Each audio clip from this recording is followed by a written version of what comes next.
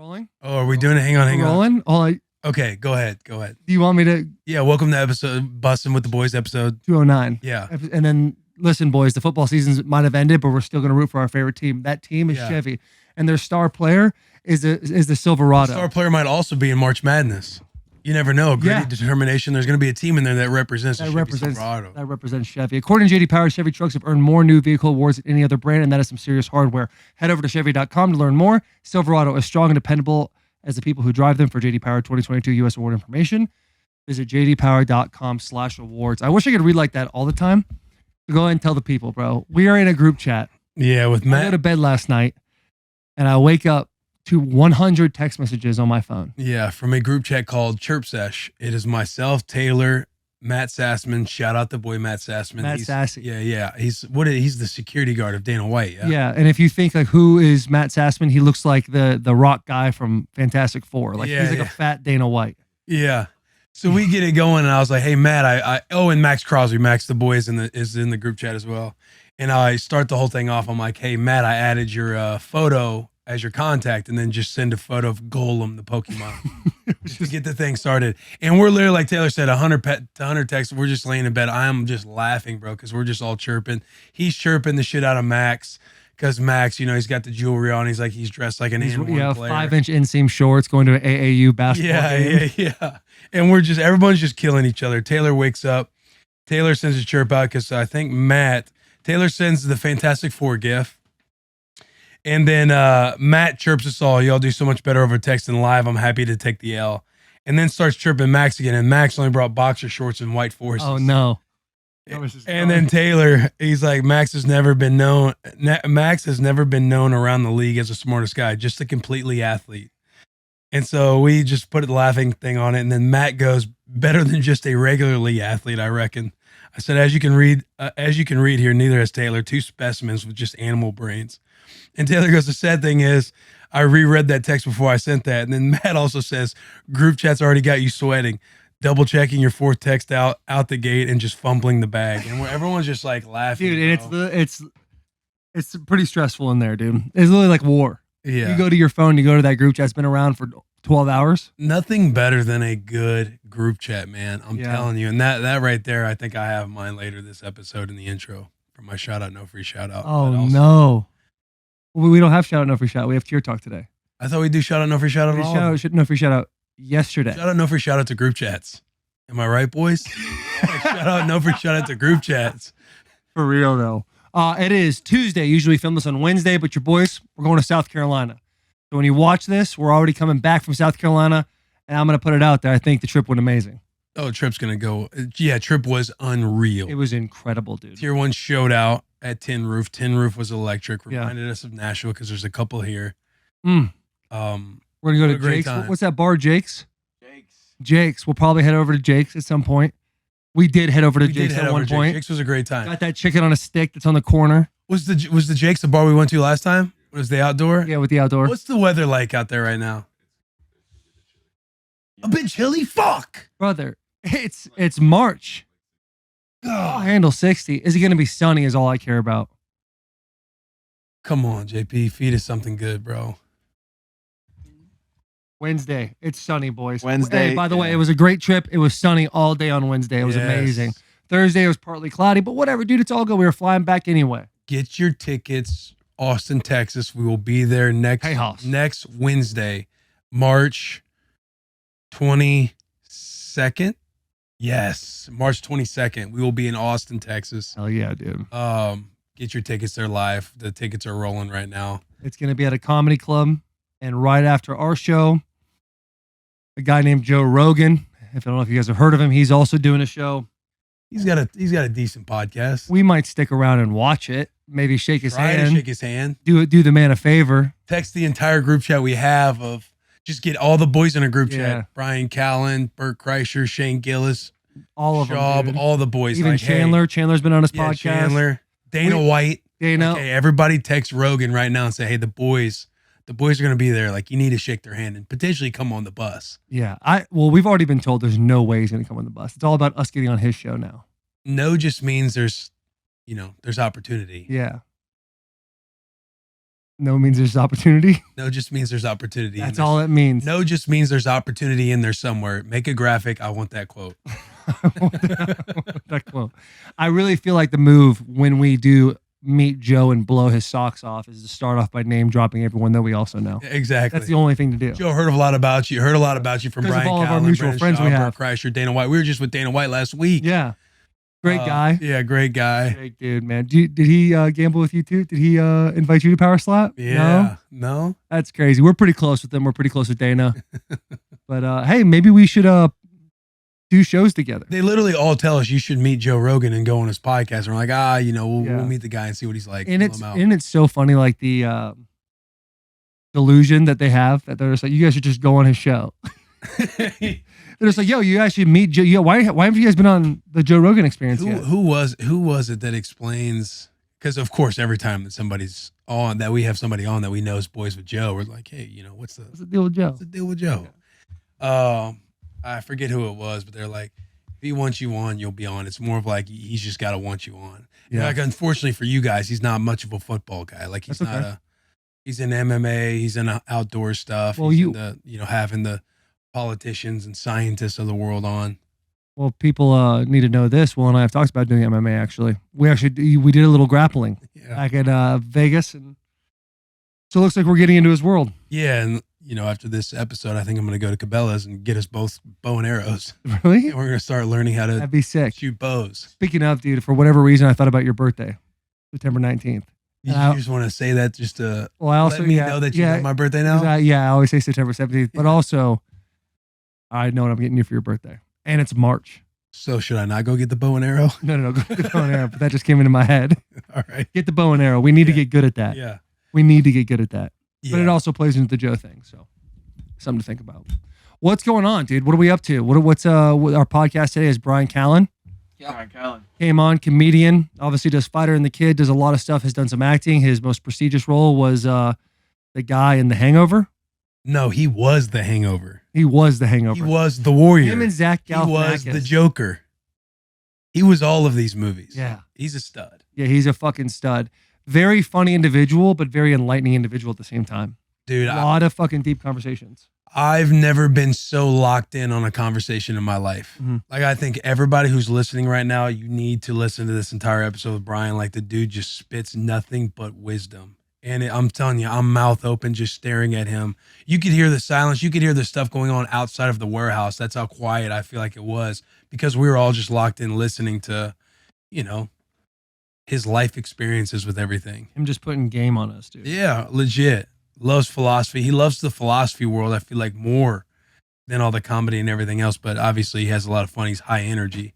And he's a great time, but I think everybody's going to get so much out of this episode. So if you're going in for some laughs, there'll be some laughs in there, but your mind's going to be blown with just conversation with this guy. I would suggest getting a notepad and a pen out. Just there you go. Yes. Some stuff that's about to happen to your life. It's going to get a whole lot better. And that's legit. That's legit. You really should get a notepad out and write some shit down. He's got a quote about a wolf, dude. He's got a quote about a wolf at the door. I forgot it right now, but it's fantastic. Yeah, it's like, the wolf at the door is a luxury. The wolf at the door is luxury. Yeah, it is a luxury. Yeah. No, Well, yeah, I don't. No, dude. There's no, The wolf at the door is luxury. But it's phenomenal. It's a great podcast. It's a solid time, man. Do we have tier talks? Yeah. Jack. The good news for everybody listening that wants shorter intros, you're about to have a shorter intro. Yeah. I do believe that the majority do like our longer intros. They like our pre-show to the show. Yeah. I do love a pre-show. What? I said the intro. The pre-show. The intro. Pre-show to the show. Yeah, the pre-show to the show. These dumb motherfuckers. Jackie, we had a banger tier talk last week. What was it? Remind me again. What was it? It was favorite albums or best album. Oh yeah, That was a lot such of a good good responses online. Yeah. That one can go really any direction. I feel like I've got some lists for y'all. We could do. I think we've done days of the week, correct? Maybe. I don't think we have. So we can do best days of the week. We can do best social media platforms. This one going off of Bert's episode. Best people you would want to go out with. Like it could be fictional or like a normal person, but someone you'd want to go out with, You know what I mean? Like go out, party with? hit the Yeah, night, hit the town. Yeah. Somebody it you want to can go be party fictional? with. It can be. I'm saying like Happy I Gilmore or like that something like that. Like, or it could be real, like a George W. Bush, if that's your cup of tea. 9/11 was an inside job, but anyways, yeah. Well, any. I like the last one. I like the who would you want to go out with? Yeah, right? I think that plays well with Bert. When you said the Burt Kreischer thing, I thought it was me. Who would you want to fuck? Because he asked. I think that's just where your head's at right now. I'm horny. At the end of the day, At the end of the I am day, horny. I am All what right, I am. So tier talk. Best person you would want to party with, and it can be a fictional character or a real life character. People you would want to Real party life with. person. Yes. Fiction or nonfiction? Can we spice this up and say people we don't know? Oh yeah, I feel like that's Yeah, sure. Because I feel like a god tier guy would be a Burt. could be. We could pay homage to him just because his episode.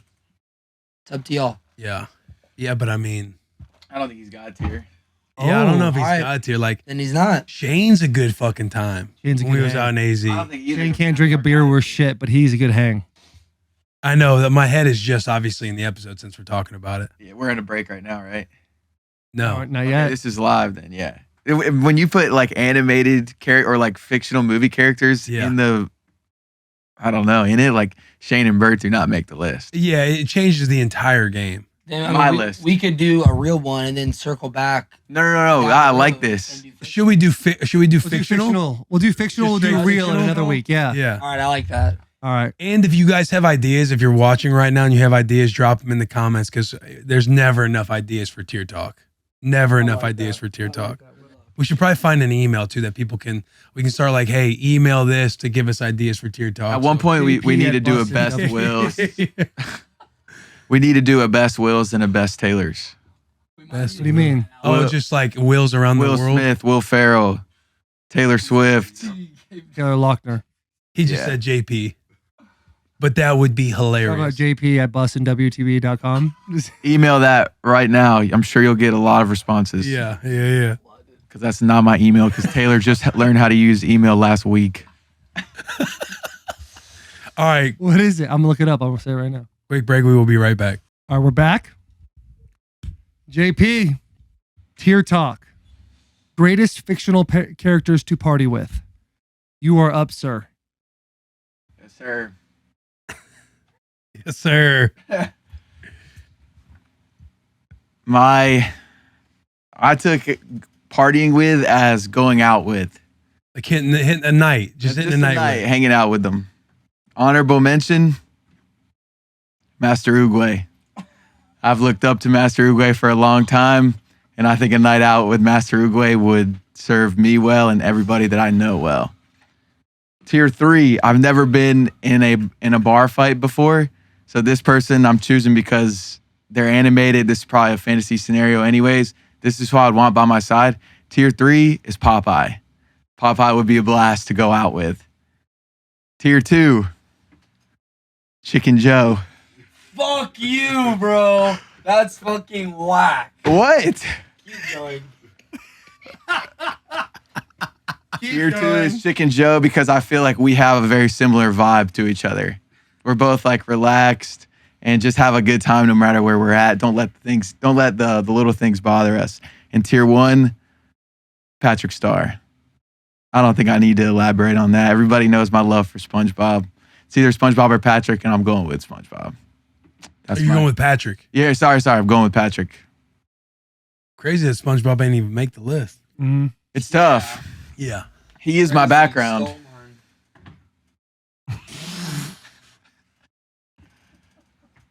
Can't wait to see that clip. Disgusting behavior, honestly. Don't do that. Copied. Creative. Copied, but I went first.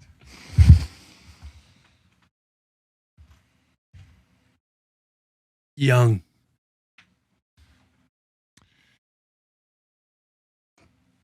Cartoon. Kid shit. Childish ass bitch. Jackie, what do you got, buddy? My honorable mention, and I don't know if you guys even know who these guys are, but I know I'm going to hit a demographic out there, but it goes to the boys from New Girl. Schmidt, Winston, Nick, and Coach. It would be an electric night, and that's all I'm going to say. Honorable mention. Hey, honorable mention to 3 people. They're a group. They remain as a group. He did ask that question while we were in timeout. Did he? Yeah, he So did. we can do groups. Interesting. May I continue? Sure. That's one word. I'd like to apologize to JP because my tier 3 is Chicken Joe as well. And Chicken Joe would not want any hatred or negativity. All he'd want is positive energy and just a relaxing night. Probably at a tiki bar somewhere, and we'd end up in another country at some point, and that's just how it goes. So I'd like to formally apologize because that's how we roll. My tier 2 would be Jesse Pinkman from Breaking Bad. You're getting into a fucking crazy night with him. Mr. White, you know, the whole thing. Who knows what you're going to be doing? A couple people around him OD'd and died, but go on. Yeah, that's why, you know, like, it's kind of one of It's a wild those, night. you're rolling the dice. You really are. It'd be a wild one, and I know I'm going to get some positive feedback with that. But my tier 1, undeniably probably the greatest partier in fictional history, Rick Sanchez from Rick and Morty. Interdimensional travel, unlimited resources to foreign narcotics and liquors alike. So I know that the world's gonna have my back on that one. It was Everyone's low-key scared of what the world's gonna say. it was always I know Rick. the world's gonna have my back on that one. And so yeah, that's my tier 1. Thank you for coming. World destroyed this man. One word, Mitch. Wait, can you go through them again? Chicken Joe, the New Girl, boys, Jesse Pinkman, Rick Sanchez. Hyphenated good time. Dangerous. Almost. Hyphenated drug addict. Jesus. I mean, two of his were interdimensional drugs, and one guy that people have OD'd around. Yeah, fair. That's fair. Are we not partying? Oh, we're partying, brother. We're getting after it. Well, you want to go? You want me to go? Like Mitch. That's crazy. Mitch, go ahead. That's crazy. All right. That is my bad. So my honorable mention, this guy just seems like a good time. I feel like all my whole crew just seems like it's just relatively a good time. But my honorable mention goes to Ron Burgundy from The Anchorman. He just always is like the life of the party. Is just going to say some random shit, and you never know what's coming out of his mouth next, but he seems fun. My tier 3, the reason they're tier 3 is because I haven't watched this entire show, but they look, and like whenever the 3 of them are together, it's just a bunch of laughs, and you just add another person to the mix. It seems like it's going to be more fun. The Workaholics crew. So they always Puking. like just a bunch of random shit that's going on with them. My tier 2, the reason this guy is at my tier 2, the stories that this man will be able to tell and the adventures that this man has been on, I feel like you could just sit there, have a beer with him, and just listen to him ramble. Most of the time mumble, but my tier 2 is Jack Sparrow from Pirates of the Caribbean. And then my tier 1, this guy might not be the biggest man of stature, but if you watch the show, you know this man can drink, and you know this man has plenty of stories and plenty of, I guess, drama about his family and everything, and that is Tyrion Lannister. And that is my tier talk.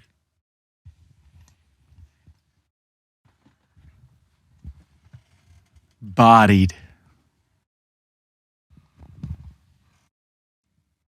Hall of Fame. I mean, that might be.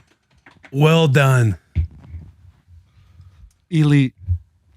Brother, that was so fucking good. That was very good, man. That was good, Mitch. Oh, fuck. Jack Sparrow, dude. And it changed my list. It doesn't involve anything of Mitch's. That would be unfair for me to do. Yeah. Man, Mitch. It's like how do you follow that act? That was well done, brother. Very well done. When he said workaholics, Throwing. you knew it was over from there. There's too many options. It's like the albums. You can make 10 lists. And Too many options, bro. that's the beautiful thing about it. It's, will you rise to the occasion or let it swallow you whole? Yeah. And that's exactly what Mitch did. He swallowed it whole. All right, Willie. Well, that's tough to follow. That is tough to follow. However, I have been in my bag. My honorable mention is going to go to Homer Simpson. Drinking with Homer Simpson. The boy throws the dust beer down. You know he's going to be an incredible time. My tier 3, Stewie Griffin from Family Guy. Walking around with a baby dude, all the inside banter and jokes. And not to mention, you'll probably be time traveling the entire night. My tier 2 is going to go to the Wedding Crashers duo.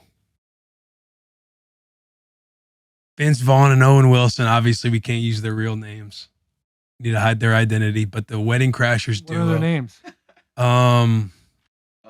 We'll start with Jay. John and Possible disqualification. Possible disqualification here. Oh What are God. their names? John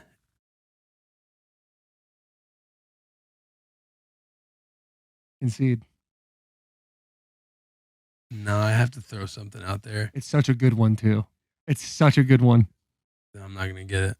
Jeremy. Jeremy, fuck, that's right, It's Jeremy. an easier one, too. I know, which honestly, that's a brutal L to take right there because Wedding Crashers is my favorite comedy of all time.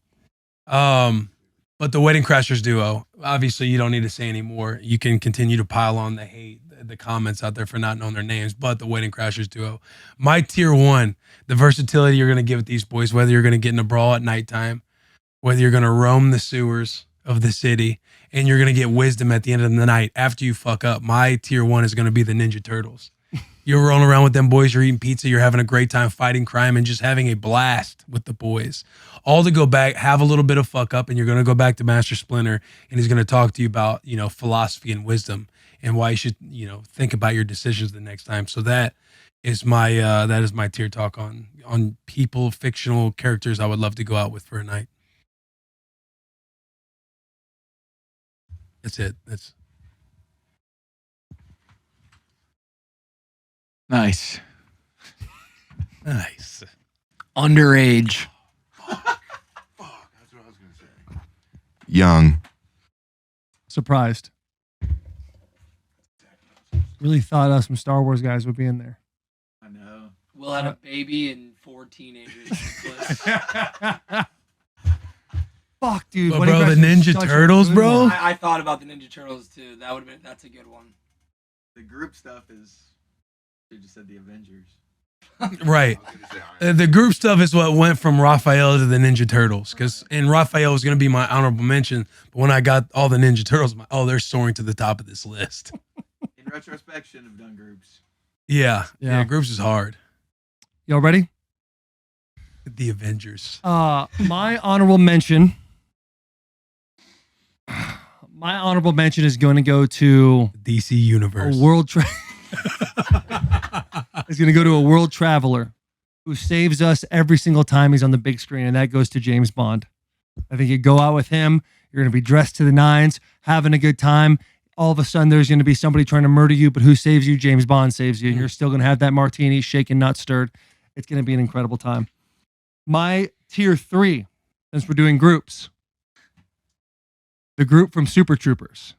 Going out with those cops, doing whatever the fuck you want to do, having an absolute blast with the boys, getting rid of some Canadian weed. I think it'd be such a fun time with those fellas. Cool. My tier 2, and I had to change this because you had one in there that I completely took out, is going to go to Tony Stark. Billionaire, playboy, fucking absolute scientist wizard. What a fucking time. You've seen in a couple of those movies, he's got a couple extra bots with him, a couple of Iron Man bots. You know he's going to teach the boy how to fly a little bit. and we're going to rip around. It's going to be a great fucking time. And my tier 1 goes to a man that's motivated by heartbreak, who stares off in the distance and sees that green light on a foggy morning from across the bay. And that is going to go to the Jay Gatsby, the greatest party thrower of all time. That's my tier talk. Now I'm wanting to go with the Wolf of Wall Street crew. I thought about doing that too, but those are real guys. That was like right where my head went, but it was technically they're real dudes. No, I want Leonardo DiCaprio as the Wolf of Wall Street guy. Yeah. Nope. Just we'll call him something else. We'll call him Wolfie. Yeah. Gordon Gelford. Great. Exquisite. Wealthy. Sophisticated.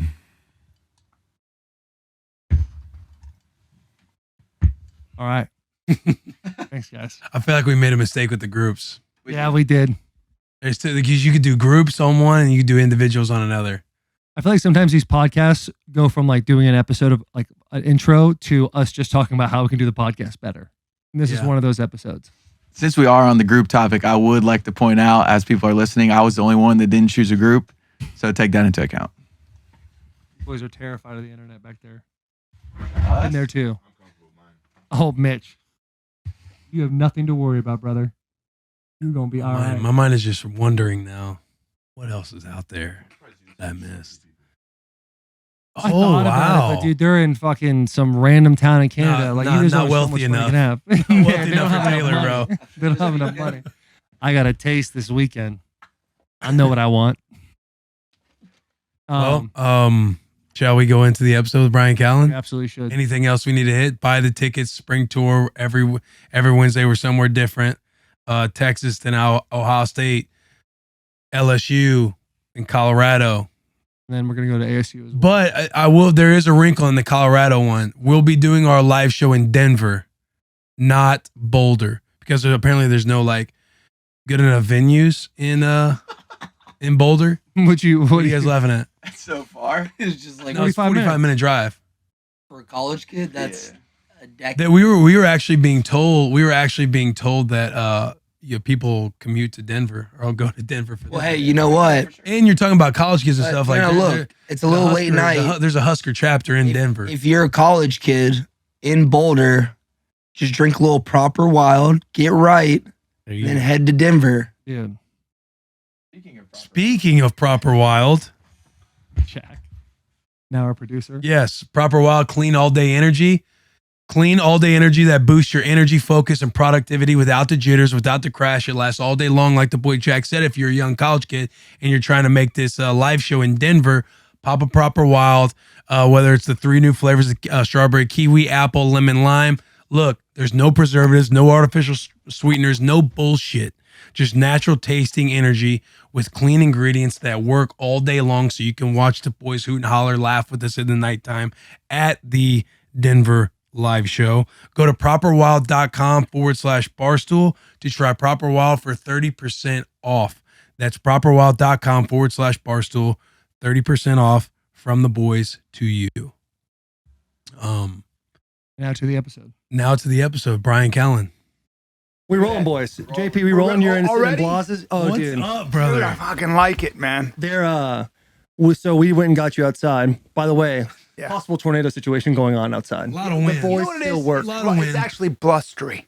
And I don't Yeah. like that word, but it's blustery. It seems like you do like the word. Well, if I didn't have so much testosterone, I'd probably curl up with my cat and read a book.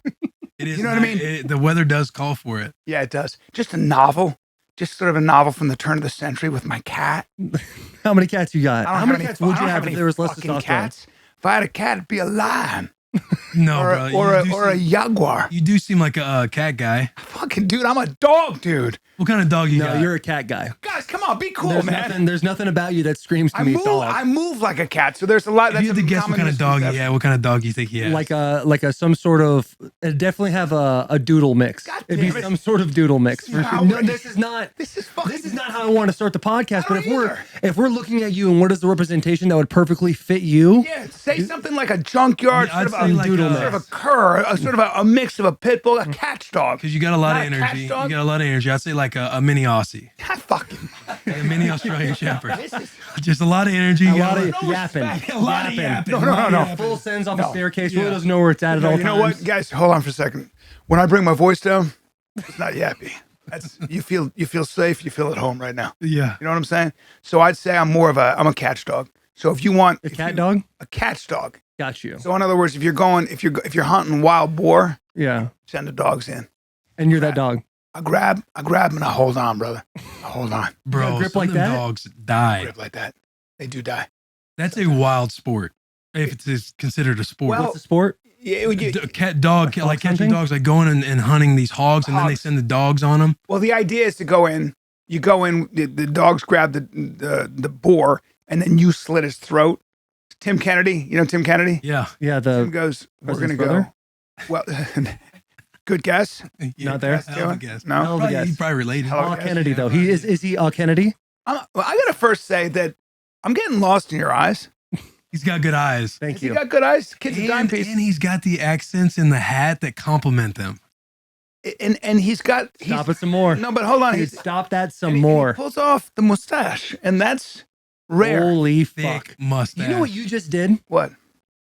We were outside. You were very complimentive. Yeah. You came in here and for whatever reason decided to put aggression on yourself. You started to feel that, backed it up like a cat. Yeah. Yeah. And now you're kind of untangling me. He's and got I'm really disoriented. I feel like I'm in a bit of a, like I'm in a happy blender. No. Yeah, no, you I'm don't. about to get the best shake of my life. He's got you you where he know? wants you. I Oh, brought- brother, he's got I'm you going where to he let you wants know right now. Say whatever you want to me. That's right. I see what happens. You've won. Come sit on my lap. I brought the bluster in here. That's what I did. You do love that word, But you bluster. get away with the mustache, and the reason you do is because you're big, you're substantial. If you're small with a mustache, you start to look like, that substitute teacher who's also a pedophile. Yeah. Oh, right. JP. You know what I'm He's saying? got a JP case. rocks a mustache every now and then. Yeah. Now you have a slight frame like myself. Probably not quite as athletic. Right, not as elastic as I am. It doesn't matter. That's not the point. It's not a competition. You But I'm haven't seen saying, JP move.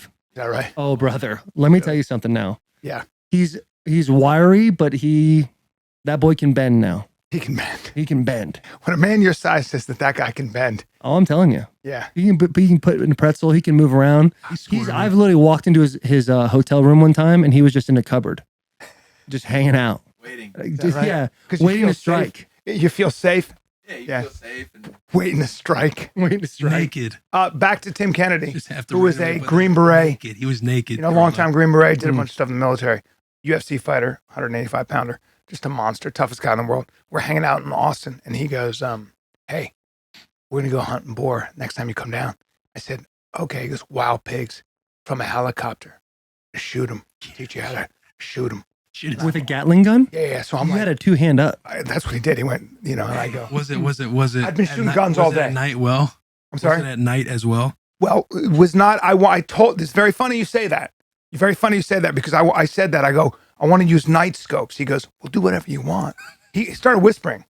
Now I'd just been through. He had taken me through a day of special forces training, which hilarious. It wasn't. I was just shooting guns. I got stuck in the car. It was just it's a disaster. But it was fun. I had to run this obstacle course. It was like you have to go. He was being very nice to me. You guys would have no problem with it. But then he said, he goes, and he was dead serious. He's crazy. This is a guy who's been through war. His book, Scars and Stripes, is actually an amazing read. Okay, hold on. Let's put a pause. Yeah. That title I know. just gave me goosebumps. I know, dude. Scars and Stripes. Scars and Stripes. He's a guy. His book is so honest. He tells this whole story about he had 2 girls were pregnant. 2 girls. He'd been kicked out of the police force and the fire and trying to be a fireman. And he was like just a fighter, kind of an amateur fighter, and just was like, you know what? I don't like my life. He's like 22. Just gets completely naked 4:30 in the morning. And just gets into Morro Bay. For those people who don't know what Morro Bay is, it's where the great whites hang out. It's where they feed the 20-footers, 23-footers, whatever they are. That's where they hang out. Morro Bay is where you don't go because they're territorial over that area. They'll shred you. Where is it? It's Geographically. It's like I think it's like near between Santa Cruz and like it's like up northern California on that coast. Yeah. Where the big boys hang, where the open ocean is. And he just goes, I'm gonna swim out to sea and see what the fuck happens. And the fog is so heavy that he doesn't know where he is. So he just goes swimming. Goosh, goosh, goosh. So about an hour later, he starts to not be able to feel his arms and legs because, well, it's fucking freezing. And he's like, gonna go a little further. No point in turning around because, see, I can't see where the shore is anyway. He can only see like a little bit in front of him. Yeah. And he's swimming in open water. A woman on a cliff saw him and she goes, this doesn't look right. This young man, naked, and just swimming out there. And all of a sudden, he just sees this Coast Guard just kind of roll up. They'd been looking for him. And this salty dog captain goes, what are you doing out here? And he's like, I'm swimming. He goes, yeah, I can see that. And then Tim goes, I got 2 girls pregnant. I got kicked out of the police force. Tried to be a fireman. They wouldn't have me. So what the fuck? And he goes, got it. So you're having a hard day. He goes, I guess so. And he's getting mad now. And the captain goes, should I leave you out here in the drink? Or, and Tim goes, I don't know. And he goes, well, my job is to take you. We've been looking for you, so you took a lot of our time. So my job is to get you on the boat. So you want to come on the boat? And Tim's just looking at him like this. I don't know. He still won't give it up. Right. So the guy looks down and he goes, that's the smallest dick I've ever seen in my life. Because his dick was a turtle at that point. Anyway, they pull him back on shore. There's a whole record of this. Put a blanket on him. This is Tim. The point I'm making is, then he goes on. He's a Green Beret. Does a bunch of other stuff, tip of the spear stuff. He's in 1,000 firefights. So he looks at me with all seriousness, and he goes, "We'll go hog hunting. We'll go pig hunting, but we can shoot him from the helicopter. We can shoot him at night, but this is the best." Whisper it to us. Yeah, he goes, we could hunt them from horseback with a spear. And he points at me because I'm about to go, no, he goes, hey, now, you may feel not so comfortable on a horse. Here's the best thing we can do. We can get on the skis of the chopper. We bring the chopper down, and as they're running from us, you jump on its back and you kill it with an axe. With an axe. He does this. He's dead serious. His blood's flowing below the belt. The whole time you're talking, I'm wondering what happened to those 2 kids. Which ones? The women he got pregnant. I lost you at that. I lost you at that. Not with his kids anymore. You know what? Oh, what? He's jumping to this hog story? Like, what the fuck happened? What happened to the children? So he becomes a Green Beret. I'm like, Yeah. what about the children? Yeah, that's. I like. See, father. you're a Like, good person. No. But you know what? He's in their lives. He's a good father. You think so? He's one of the best people I know. In Yeah. fact, I asked him that. So that says a lot about you. I'm glad that you stopped on that. That was a bookmark for I you. tell you what, that was, I definitely dog-eared it, and I was like, I got to get back to this. Yeah, because you care about the kids. I had to know, dude.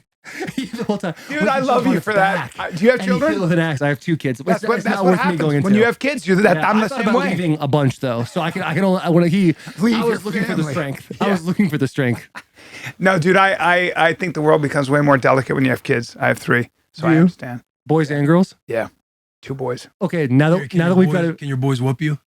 No. They're my son is my 11-year-old is basically me. He's just this magical sort of jester, very very thin and just a silly. It makes me laugh. A fucking unbelievable sense of humor. He's 11 years old, and he just fucks with me, and he knows he's not. I get mad when he swears because he has he's allowed to swear around me, and I said something to him, and he goes, "Huh?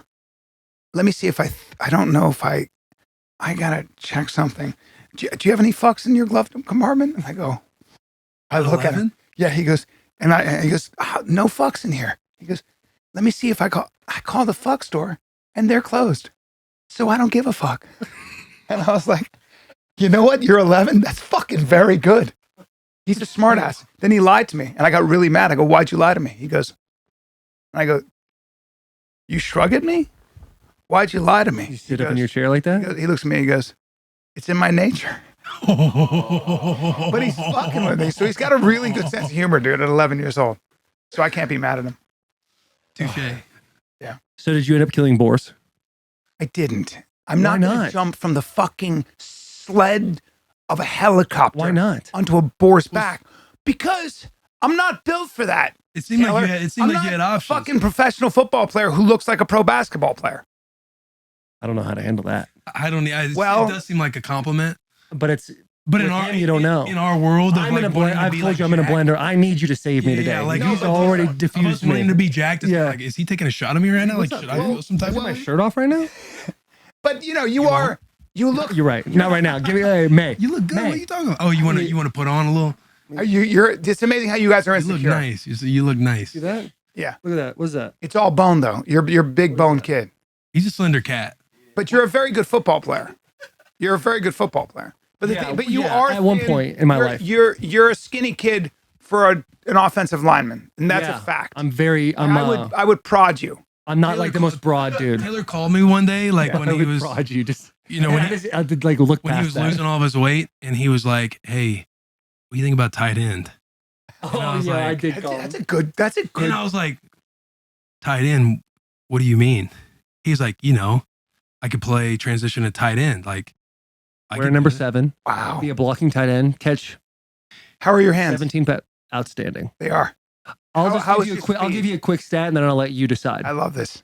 I've never dropped a ball in a game, and I have a touchdown. So that's just for you. That's fact. That's a nugget for you that you get to have. And I appreciate that. You're welcome. And I love this. yeah. And I love this because you look like a tight end. I can see that. And I have my philosophy is if you're that good in one position, I know it's specialized, but it doesn't surprise me because you're built like a tight end, but somebody said put on 40 pounds and you got the intelligence to play on the O line. I was with Yeah, you he to the does end. have the intelligence And to play. speed. You do have the intelligence to play on the O and line. now I don't know how familiar you are with football, but Well, you center played is for the 9 smartest. you Then played- I guard know that. and then tackle. Like tackle, you can be a little dumber. As long as you can dance a little bit on the you outside. have the Well, the intelligence. center's have the the leader of intelligence. that, The intelligence of that for line. Yeah, but- absolutely. But I've seen the reason I'm obsessed is I've seen the playbook you guys have to learn, Mhm. right? But I also think that You've seen the Tennessee Titans playbook. I've not seen that. What But playbook did you see? But I haven't seen a playbook. I've had what people. playbook are you I've talking had about? offensive and defensive linemen explain to me like what one play requires and how you have to change. And I'm sure to they, me I'm it sure sounds they crazy. blew it up. Probably. I'm sure they blew it up like Probably. crazy. But- Because there's a but- whole, in every play, there's a scheme. Yeah. And everybody's got a certain job. Yes. Now, Will playing linebacker, he can look at this giant play and know all the things that have to do and make it sound very complicated. But at the end of the day, there's like 2 or 3 things you got to make sure of and then just do those Oh, things. it's complicated. No, It's dude. complicated. Offensive But line, see, now that's interesting because you're simplifying it, but sometimes that can be a sign of the fact that you pick up on things and you can chunk information. yeah. And that comes from, I think anybody's played as long as you guys have, I don't think that's physical. Obviously you have a physical gift, but everybody out there is a fucking freak.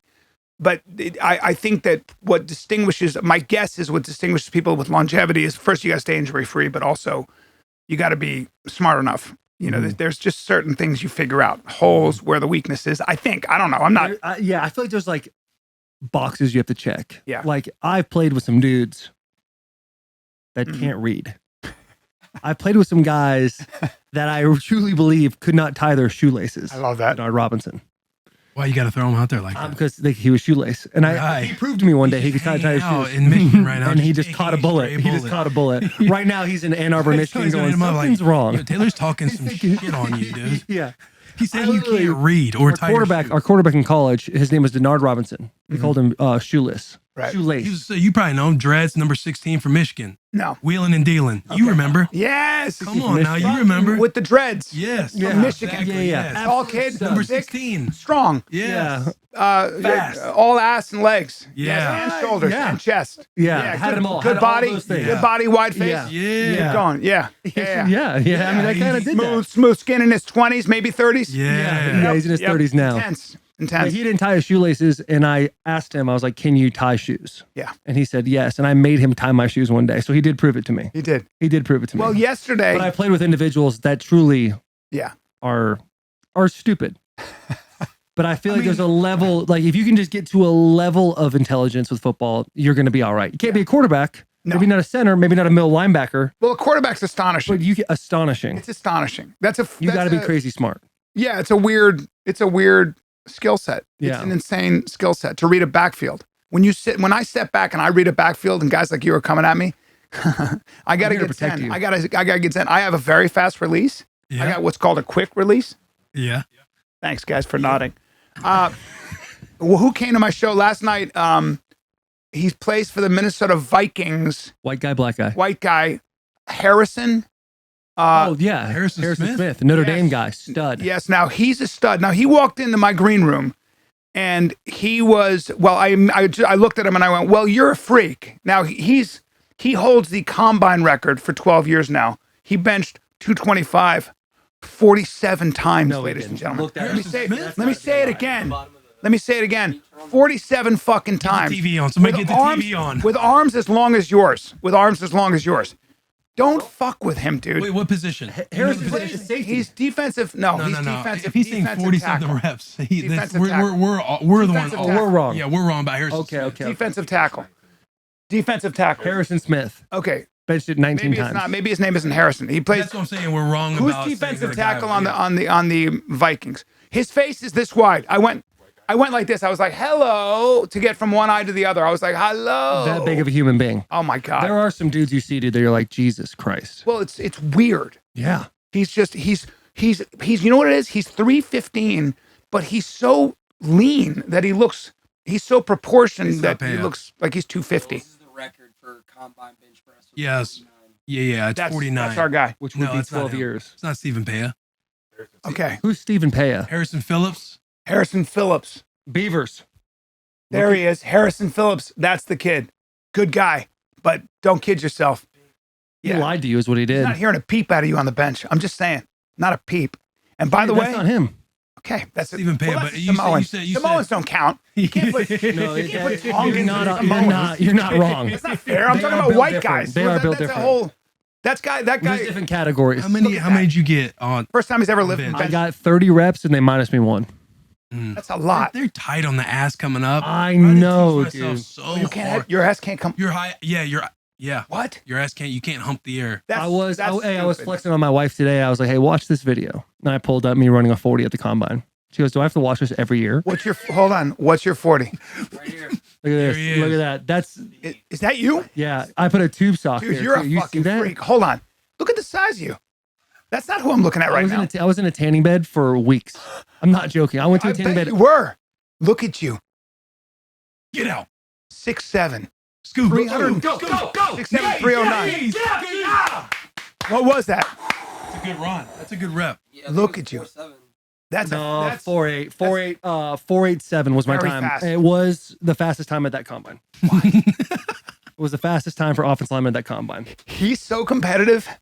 You wonder why he's been playing so long? I love love this. Hey, what would I say when he pulled up? What's that? He's gonna be obsessed with your physique. Yeah. You Well, said- I'm happy with yours too, though. No, I know, but I'm saying the first time we met, he wasn't here. Yeah. Yeah, this is our You- first you time hugged meeting. me and you're like, oh, you're back. I had to take Hey, you in. so when I I took meet you Give in. some I took flowers you real in. quick though. My man's got a back on him. No, he's got a back. He's got a great back. appreciate that. Well, the kid These is two pipes Yeah, that he's go got down to the ass. Yeah, that's a in back the middle strap. of the back. Back strap. That's the filet mignon. If I were to hunt him, and I wouldn't, but if I were a cannibal and I were to hunt him, that's the first thing you're going. That's prime meat right there, Buddy. And you slice it this way and you cook it up in butter. You know what I'm saying? I Yeah. wouldn't do that. What I'm saying. I would eat that with you. Yeah, that's back straps. Yeah. That's my He's nickname. gotta get a good hit. He's in my phone as back straps.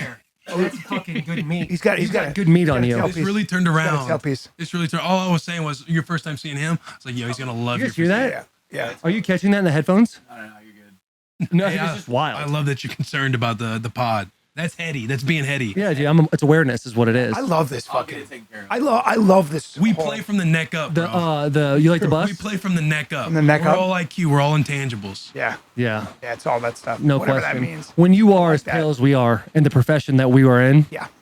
you gotta Yeah. learn how to do it a different way because you're not gonna be as athletic as everybody else. Yeah. Would you say that's true? What? That you're not as athletic as? Where is your on a scale of 1 to 10? Let me see. On a scale of 1 to 10, 10 being obviously the most athletic. Be honest, in the NFL, it's hard. How do you define athleticism? Because there's athleticism, then there's a pure athlete. You got pure athletes, then there's gamesmanship, then there's heart, then there's grit, then there's finding a way to win. There's all that stuff. So it's Yeah. a very complicated question. Good. Brother, you are Good. getting me fired up. See what I'm saying? Yes, Hey. We start games talking and about being art. an athlete. Is a very different thing. I need gamesmanship. Like there's that Drew Brees. If you were to look at him, his intensity is what gets him where. I mean, that's a bad example. That's a bad example. But there are a lot of guys that can't run that fast. Maybe can't jump as high. Yeah. Your eyes, because you were hearing a sound over there. That's weird. Anyway, yeah, it's not a big deal. Can't run that fast. Can't jump as high. Not as strong. Yeah. But they got heart and they got Yeah. back straps. You know what I'm saying? Back straps. Yeah.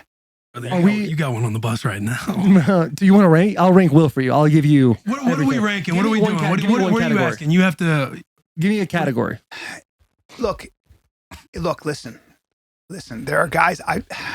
There's a group called SEAL Team 6. It's not a question. That's no. You're not a now group called explaining Delta something. Force. Ask us the question. I know. I'm just. I love I story know. time with Uncle It's Bryan. one thing to be able to kill a bunch of guys. It's another thing to be in the heat of battle, knowing who to take a shot on and who not to. You see this? Watch this. Bang. See that? You see that? See what I just fucking did? Yeah. You see that? That's Hey. hit it. Bang, bang. See that? Bang. See that? So I just killed assessed. 5 times. Yeah. This guy just can't Yeah. pull. Triple he shot just you can't one pull time. the trigger on me. Good guy, fucking bad guy. Bang. Yeah, that's what it is. I know. Oh my! You know what it is? You know what this is turning into? Yeah. I'm starting to realize it. Yeah. You guys have a rapport, and I see you. I see what you're doing here. Is now that you know Will a little I don't bit, even know you're what's willing. happening You're anymore. willing to throw Dude, a couple punches because you're trying to win me over. I haven't left. You already won. I haven't left your eyes. You need to stop. I haven't left his eyes. Oh man, 6, boys. 7. You understand what I'm saying? So when it comes to so rate Will in that sense, I'm talking. you just killed me 5 times. No, because that's what I'm saying is that you might be the best shooter, you might be the toughest guy, you can carry a bunch of stuff on your back, but when are you able to think in those high pressure situations? Are you able to find a way to not kill the? So we're talking about awareness.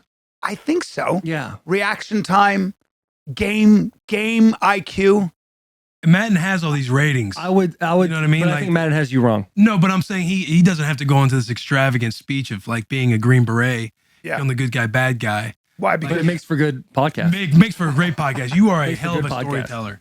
This is good. It's like I feel like we are at that where it's raining outside. We got the fire going. We I got know. some It hot was nice. chocolate. well, Papa's here. School's in session, right? Yeah. I got lots of. I mean, any Lot of questions wisdom. you have? A lot And of we're just sitting back philosophy up taking top. it. Yeah. You see us sitting up right now. We don't always sit up in a podcast. that. Like No, we're at attention right now. Yeah, You he's know what? got us. And he knows Usually it. I'm sitting back here kind of just waiting for my turn to talk, but this time I'm really Dad is here. You're sitting up waiting. yeah. Daddy's here. Made more mistakes. Than No, you I kids. don't I will I don't like that. What? I don't like the daddy thing. Gray smoke. Just call me Gray Smoke. I will do that. Right? Gray smoke. Call me Gray Smoke. That's all. Who came up with that? Somebody said that in my ear, and I just repeated it. Either way. You know what I'm saying? You went to put Daddy- another hat Daddy on. Gray JP Smoke, went to you put just another said. hat on. But Gray Smoke's here, so I have questions. It's just wisdom. Made more Awareness. mistakes. Still feel Let's like talk about awareness. Okay, well, awareness. Back to the. Will Compton. Yeah. I think awareness is the major thing that kept Will in the league. I'm gonna give him a 91%. Damn, bro. Strong. Bro. Strong awareness. I do And that goes appreciate off that. Dave Ziegler's scouting report of you. What? That's true. Yeah. So What? stories time for us, we got to go and interview our first GM, Yeah. the GM of the Raiders. And since we're war vets in the game, we're asking him, hey, what Or are- daddies. what are our scouting reports that you know? Because every guy who sits in the cafeteria and the draft's coming up, everything else, you're like, man, I just want to know what they think of me upstairs. Because coaches think of you differently, Yeah. right, than the front office. But then Yes. you got to separate the two and see what's on paper, the tangible, intangible stuff. But you always want to know, like, what do they like? What's on paper about me up there that's in the front office? But we got to sit with our first GM, and he broke us down to a T, bro. It was fucking awesome. See, I don't like Everything that. he said too when that he makes finished, me nervous. we're like, yeah, he's right. Yeah, It was like yeah. it was extremely my, well my, done. my issue with that would be I wouldn't want to know that if I was a player. You know why? I don't want you telling me. I'm very careful about. I don't want you telling me what I'm good at, what I'm bad at. Because if you do that, especially what I'm good at, because if you tell me what I'm good at, I might start aiming for that. I might start trying to be more aware, and then I'm in my head. Because I don't think you can try to be that way. I think that's just part of what your intention is to win the game, or your intention is to read the offense and figure it out. I can't be thinking about, oh, I'm aware. You know, that always makes me nervous. But you guys are probably mature enough now. You've been playing long enough that you trust yourself. But if you're young The worst thing you can do to like an athlete sometimes, like a fighter, and is be like, dude, you're a knockout artist. And everybody goes, yeah, you're a knockout. Now he's going out there Now trying to he knock has the to guy knock out. Now he's swinging Yes. for the fences. Yes. Don't listen to your fucking fans. I'm serious. It's a big thing. You know, I like, give me criticism, but then teach me how to get out of it. Right? That's fine. But be careful of people that are critical just to be critical. Right? That's why listening to bullshit is not helpful. You're on your way somewhere. But compliments can be very dangerous because they get you to relax a little bit. Like sometimes you go, oh, I can take. I'm a comic, man. I've been doing this forever. It never fucking gets easy. And the minute I think, you know, you get people say things, right? The minute I start listening to that and actually believing it, I stop writing.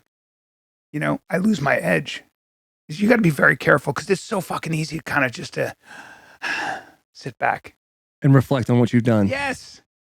Yeah, but it's also like there's also the point of being in the moment. And like if you did something amazing Speaking right now. and you're sitting there and you're like, you just sold out an arena. Yeah. You get to sit in the green room after and be like, hold, I'm really fucking that dude. I was able to take a leap of faith. Yes. Be a comedian. Yes. And do X, Y, and Z. And it's hard to do that in that mindset. If you're always like, I can't focus on what I'm good at because I have to keep this said chip on my shoulder. Well, I think just for stand-up wise, you're working for it's my job is original self-expression, right? So, and you guys had this too. Now you're doing this podcast, you know, and so the idea is to, you know, this is a very competitive world. Will's a comedian as well. I know. Oh, I know. Sold out shows tonight. So I'm sorry, Nashville. Now, if you can't make it to my show, if you can't make it to my show tonight or tomorrow, sold out. I will be in New York City March 11th at Sony Hall. Still some tickets left. March 11th, next Saturday. Anyway, I'm sorry. I just have to apologize. But I told him he can jump on. Are you gonna? But No, I'm taking. I get it. We're having a little date night. You guys going to the show? But you know me, like. Oh, you're coming to the show tonight, right? Yeah, I'm coming. Oh, perfect. Yeah, coming. I'll take I think Cool, the cool. 7-1. Great. I got you. Just a little date night. It's not one of them. You guys are going to the show. You're going to his show? Yeah, Did yeah. he invite you to the show? No, I actually asked. Who am I I messaging got with on you. the? And I got you if you No, want no, to no, come. no. I don't need that I now. will have tickets waiting for you. I don't need will that have now. tickets waiting. Time We're a out. little late, right? Time out. I got I'll get, if you guys really want to come, I'll get you in. I mean, we are pretty sold. We're sold. It's fair. Oh, you know what? This is my favorite. We'll squeeze you in. We'll butter your hips and squeeze you in because it's going to be tight. Where are you playing? Zanies. This is that old school club. Yeah. Yeah. No, we've been there. We actually had a show there too. We sold out. Sold out Ah, fuck. in 11 hours. Jesus, guys. 11 hours. But no, but you know, we're all in the same game, What's right? that? I think it was 2 We sold it in 2 hours. or 3. It's impressive. It's just Fuck. our lives. Congratulations, You know? guys. But Yeah. you're so fucking humble. We are. That You is, won't dude. find a. God, You won't find a they more sell out in humble 2 hours duo. and they're just regular guys. But I was going to say is that, so you know, if you got to keep that hunger, and you can never. It's fine to go look at this. So Rogan. So I was in Salt Lake City. My parents retired in Park City in Utah. He was in Salt Lake and he goes, get down here. You got to see this. And I'm like, I can't, driving down. He goes, just fucking, you got to see this. So I go down to see him. He's playing for 14,000 people. Now this is Dear a guy I've known God. since I was 27, 14,000. How old are you now? I'm 33 years old. No. I know. Isn't that crazy? Time flies, dude. It fucking flies. Don't do that. How I'm old? 56. All right. So that's how old we are. You look good for your age. No. You do. You do. Well, You've aged well. when you see me move, we'll do that obstacle. Yeah, course when you set up. see him move. We'll do some light wrestling. Yeah.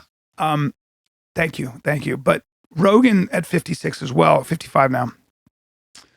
I was watching him, and I looked at him and I go, dude, 14,000 people. Did you ever think? And he goes, no. I go, I know.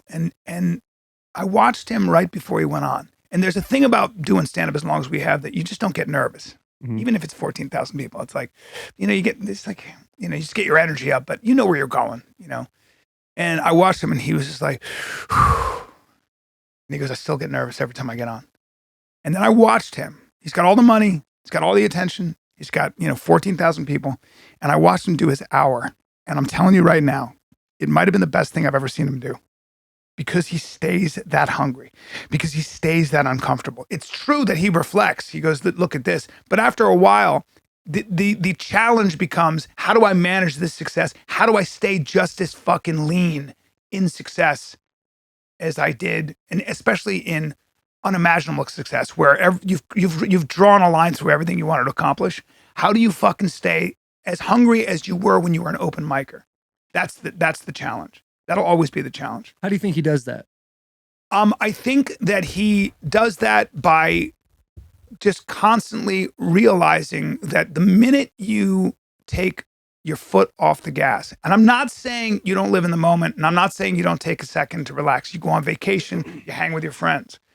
But if you lose sight of the fact in a way that the quest to be an artist or the quest for original self-expression, to surprise yourself, right? To surprise yourself.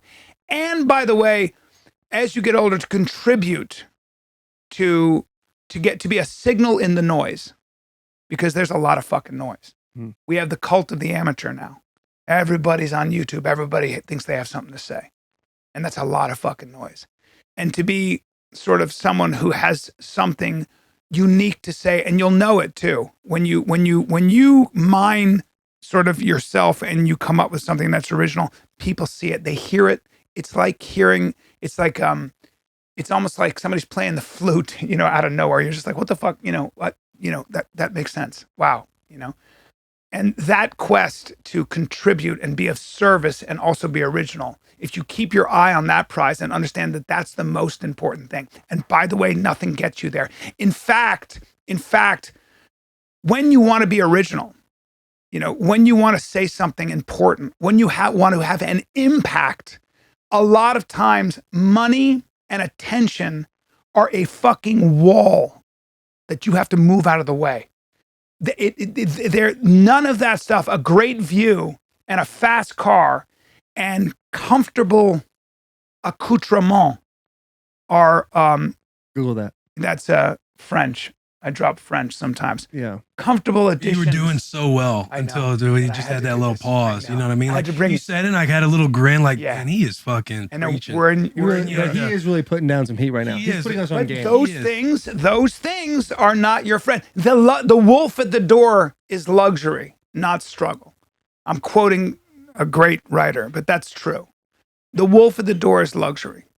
And when you arrive, my friends, you better be careful, because you'll start losing the ability to distinguish between gravy and chocolate sauce. Everything will just start melding as one. Don't be that person. Right? But you guys know that. I don't think you get longevity in the NFL by being relaxed. Look at you. Yeah, you're already fucking insecure because you're 30 pounds lighter. I know what you're doing. 40. Yeah. No, I get what you're saying. Jesus. He's But Playing tight end, I'm playing tight end. important. That's important. You're watching your 40. You're like that, that hunger is important. Oh, I appreciate that. Yeah. That but all the things you're saying is great. When now let's go on the other side of it. Yeah. When is enough? Like when can you sit there and be comfortable with the human being you are, the success that you've had, and say, I'm enough now. I've proven what I've had to prove. Now I can go enjoy my life. Because some people work until they die. Yeah, but I don't like that. I'm just phrasing your question. I'm not putting any beliefs on you. I'm just phrasing your question. I've always liked, because you said a couple times, I think you said on the first time you were on too, is like you have this philosophy too of like wanting to be the best. And you always talk about how dangerous that is and how slippery of a slope it is, because you can get in the rat race of working in essentially until you die. Yeah, so I call Hold on, that. before you even go into that, we had people on this podcast before. Mike, who is an artist, he has tattooed on his leg, don't try. Don't try. And it's a completely different It's philosophy. that Chinese idea, wu wei, effort without effort. Effort without effort. Yes, that sort of again becomes the idea of I told you, don't start thinking that you have awareness. I don't like that. Wu wei is the idea of I just have an intention that'll be there. I trust that to be there. And as far as like so I think what you're talking about, and I see this with a lot of successful people who are still desperately insecure, and what motivates them is a hole they can't fill. That's not what I'm talking about. You have to be very careful of that, because I think that one of the traps is the quest for self-perfection. If you get too obsessed with being self-perfecting, great shape, I've read all the books, I set my goals and I just cross a line. I got $1 billion. Why not $10 billion? You'll miss your kids growing up. You'll miss connection to your wife. You'll miss connection with your friends, and you'll wake up and, Tolstoy, the greatest writer by many people's metric of all time. Tolstoy at 50 years old wrote a book called A Confession. At 50, his goal was to be mentioned in the same breath as Freud and Darwin, and he was. He was a world famous writer. He had more money. He had more recognition. He used to work out with the peasantry because he wanted his body to be incredibly strong. I mean, he was everything physically, a specimen, the best, the greatest writer. He's astonishing. Like the way he writes is like the fuck. And then he was 50 years old, and he had a rope in his hand. He had to go in the back shed to do some stuff with a rope, and he froze, and he went, if I go in the back, I'm gonna hang myself. And then his friend wanted to go hunting, and he goes, I can't go hunting. I'm gonna shoot myself. And he had this crisis. And the crisis was this. He had spent his whole life perfecting Tolstoy. And what he realized was that he was at the top of this wall, and it was the wrong wall to climb, or he didn't like the view, or something like that, or the fact that there was nothing else to try to conquer. Oh my God, now what? Now what? That's what you have to be careful of. The idea that you lived a life without any faith, without the idea that maybe you should get closer to things that you can't measure. That's a weird thing to say, but it's true. Single player games out there that Yeah. I'm sure you've probably read. You seem well versed in the book where like Naval Ravikant talks about like single player games. Well, and knowing if you're in multiplayer games and stuff like that. Yeah, I don't know that book, but I know that what I think Tolstoy came against was something called false idol worship. You're worshiping false idols. Your idol can be your fucking self. If you're the end all and be all, if it stops and starts with you, you're fucked. That's why being in a position of giving, that's why giving and deciding that you're going to be in a position of service, and you got to get to that point where you're doing it for something else, where you're guided by something bigger than yourself, that you're more than your appetites. This is why it's so important to be a principled person. This is why you get away with nothing in life. You better be aligned with the truth. You better, if you don't align yourself completely with the truth, and you know what the truth is, you feel it. And when you veer from that, you run into all kinds of problems. But all you can do, and the truth is a motherfucker sometimes. Sometimes it's really hard. It doesn't matter. But I think that's why you don't get away with it. I think that that aligning yourself with the truth of what's actually important, and it's more than yourself. It's going beyond yourself. It's reaching beyond yourself. That's what I think is very important. That's the next step for guys who have achieved so much in one thing. Now you're doing this. But as you move on with your life, because you have children, I think it's very important to align yourself with that. You know what that is. You can call it God. You can call it whatever you want. I don't give a shit. But this expression, I said to my buddy, he's made all the money. He's my age. He's made all the money. Whatever you think is a lot of money. Like his property in London, in England, we were out there hunting on his property. And I go, where does your property end? And he goes, and I went, what are you doing? He goes, as far as your eye can see that way, and as far as your eye can see that way. Holy shit. That's how much money he has. Like there's private jet money, then there's two private jets money. And but we were talking, and he said, something's kind of, I'm looking for something more. Talking about ayahuasca and stuff. And I said, I think that's because you can hear God clearing his throat in the other room. You ever feel that?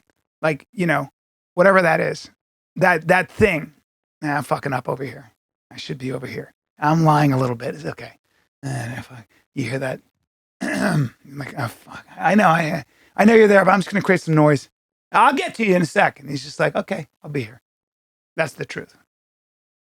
Dude, you're firing me up. I hope everybody listening, watching right now is just dialed in.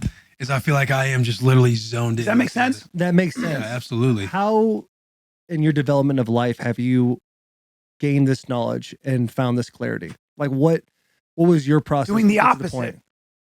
Not being truthful. Making mistakes. Yes. being convenient. Yeah, but it's the same thing. Like when you have kids, if you're like, I've already done it the hard way, how would you teach your kids to see it this way with making half the mistakes? Fuck, Or would man. they have to make the same mistakes? So that's very difficult. My philosophy with my children is get them very good at one thing, Mhm. because that's how you find out about yourself. You can't get good at something without confronting your shortcomings, right? You can't get really good. You're gonna hit plateaus. Anytime you try to get good at something, you're gonna fucking hit plateaus. I don't care if it's jujitsu. I don't care if it's the guitar, but try to be the best you can be for its own sake. Mhm. You know, there's this great saying. Schiller was a German philosopher. He said, "Man is never more himself than when at play. Play is not hookers in an 8-ball. Play is that thing you would do for its own sake. That thing you do that you would do regardless of whether there was money or anything else. When you are playing like this, like the game, when everything is in flow, that's when you truly feel like you're yourself. There's something about that where you just feel like, oh man, this is who I really am. It's what Nietzsche and Schopenhauer called will. Most of our life is having to go through life. I got to piss. I got to eat. I got to have sex. I got to sleep. You got to keep the machine going, right? There's something about the machine. But then there are those moments. It's dying. It's fucking dying. That sounds serious. That sounds serious. Yeah. That was a back door. That was a guy in the back clearing his throat. Be funny if there was a dart. There's a dart in his neck, and I just But had you're him killed. crying and he is speaking. Don't even worry about that. Don't even worry about that. A little bit of a cough This attack. is like it's a Mount Busmore. I'm gonna say mid episode. This is like a nice Mount Busmore. But it's getting to what we're talking about is what's important. It's important to know what's important. It's important to know where to place your energy. It's for young people. But you know, Nietzsche and Schopenhauer talked about this. Look, most of your life is go to bed, wake up, eat. You know, go to work because you have to make money for more food and for a roof, and it's like repeat. You know, it's just like you got to keep the machine going. You got to keep your body at a certain temperature. But then there are those moments in life when you forget you're human. Those moments when you hear something beautiful, you hear beautiful music, you see a movie, you're in a conversation like this where you're just zeroed in. You know, you see a painting that brings you to your fucking knees. And in those moments, it's kind of an arrested development. It puts you in high relief where you forget that you have to do all the things that a human being has to do. You forget about your biology for a bit. You know those moments of just it's like, fuck, if you tell me God doesn't exist right now, it could be deep intimacy and connection with like your wife or something. Those moments that you stay alive for. That's kind of the quest. That's when you kind of go, fuck, I don't know how to define truth, but man, I feel it. Because whatever that was what I want more of. Mm-hmm. I want to be closer to that. And sometimes you can get that by experiencing that, which is what's great about your job as an artist or your job, or you can get great by doing that. You know, that's kind of what's beautiful about it. Seem like you have like a lot of joy, like having your curiosity and seeking this type of. Well, he said, how did you come to that? Time, making way more mistakes than you guys, living my life for a long time like I was one of God's favorites. When you're young and shit's happening and you're kicking ass and, you know, you were lucky enough to have a good upbringing and things worked out, you start to think that, you know, the laws of the universe don't apply to you. You can bend the rules a little bit. Fuck around. You know, just, you know, do whatever. Have your cake and eat it too. Woohoo. I don't have to be fucking, you know, and then you go, oh shit. And then the flood comes. Some kind of chaos will hit you, all of us. Everybody, it happens. Doesn't matter what you are. You know, you know, it could be whatever. And you're like, oh fuck. And then it bends your back a little bit, humbles you a little bit. That's a beautiful thing because you only learn in those moments. So that's kind of what happens. Well, yeah. Well, you seem to have a lot of knowledge and like all this stuff. Obviously, you love to read, and again, curiosity. Like I feel like things had to have happened to start to seek this kind of hunger for all There's that. nobody at 56 sometimes I guess some people the problem with a lot of money, you do see people who, the reason that people who come from a lot of money, a lot of times have a crisis, you know, how many kids, They did this whole thing about children of billionaires. Almost all of them end up in rehab or dead. What's going on there? What the fuck is going on there? What's going on there is that you can have enough money and distraction to keep yourself in a warm bath. You ever been in a warm bath when it's fucking blustery out like today? You get in a warm bath and you're like, ooh, and there's bubbles. And you're like, I'm not going to do anything. That's how I take a bath. I'm like, and then, where's my cat? And you pet it, you read, and you're like, I'm not going to tell anybody you're that I have a awesome. cat. I know. Fucking jaguar. Fucking jaguar. Yeah, fucking my jaguar. Sorry, guys, that's Spanish for fucking jaguar. A rigid back. Yeah, look at his fucking back, bro. You're in the moment right now. That's a Will Compton back, bro. exactly what it Fucking is. Jaguar You feels gotta like kill that Will's Jaguar. back. Or I have enough money to fucking pet Will in a fucking Jaguar suit. Fucking, you getting paid, JP, bro. light that one You're up. getting paid per. Fucking per.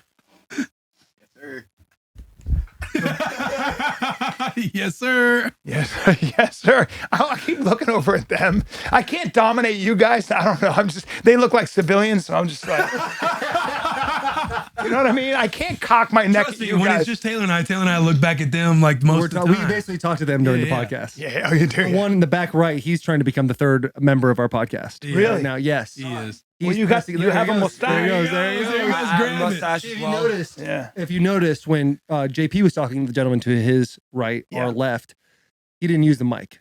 Jack, we mentioned his name one time. He grabbed that mic and he's leaning in now. He's ready to speak. Good You can name. go ahead. Thank you. I will say for our fans, people get upset when you don't use the mic, no matter who you are on this bus.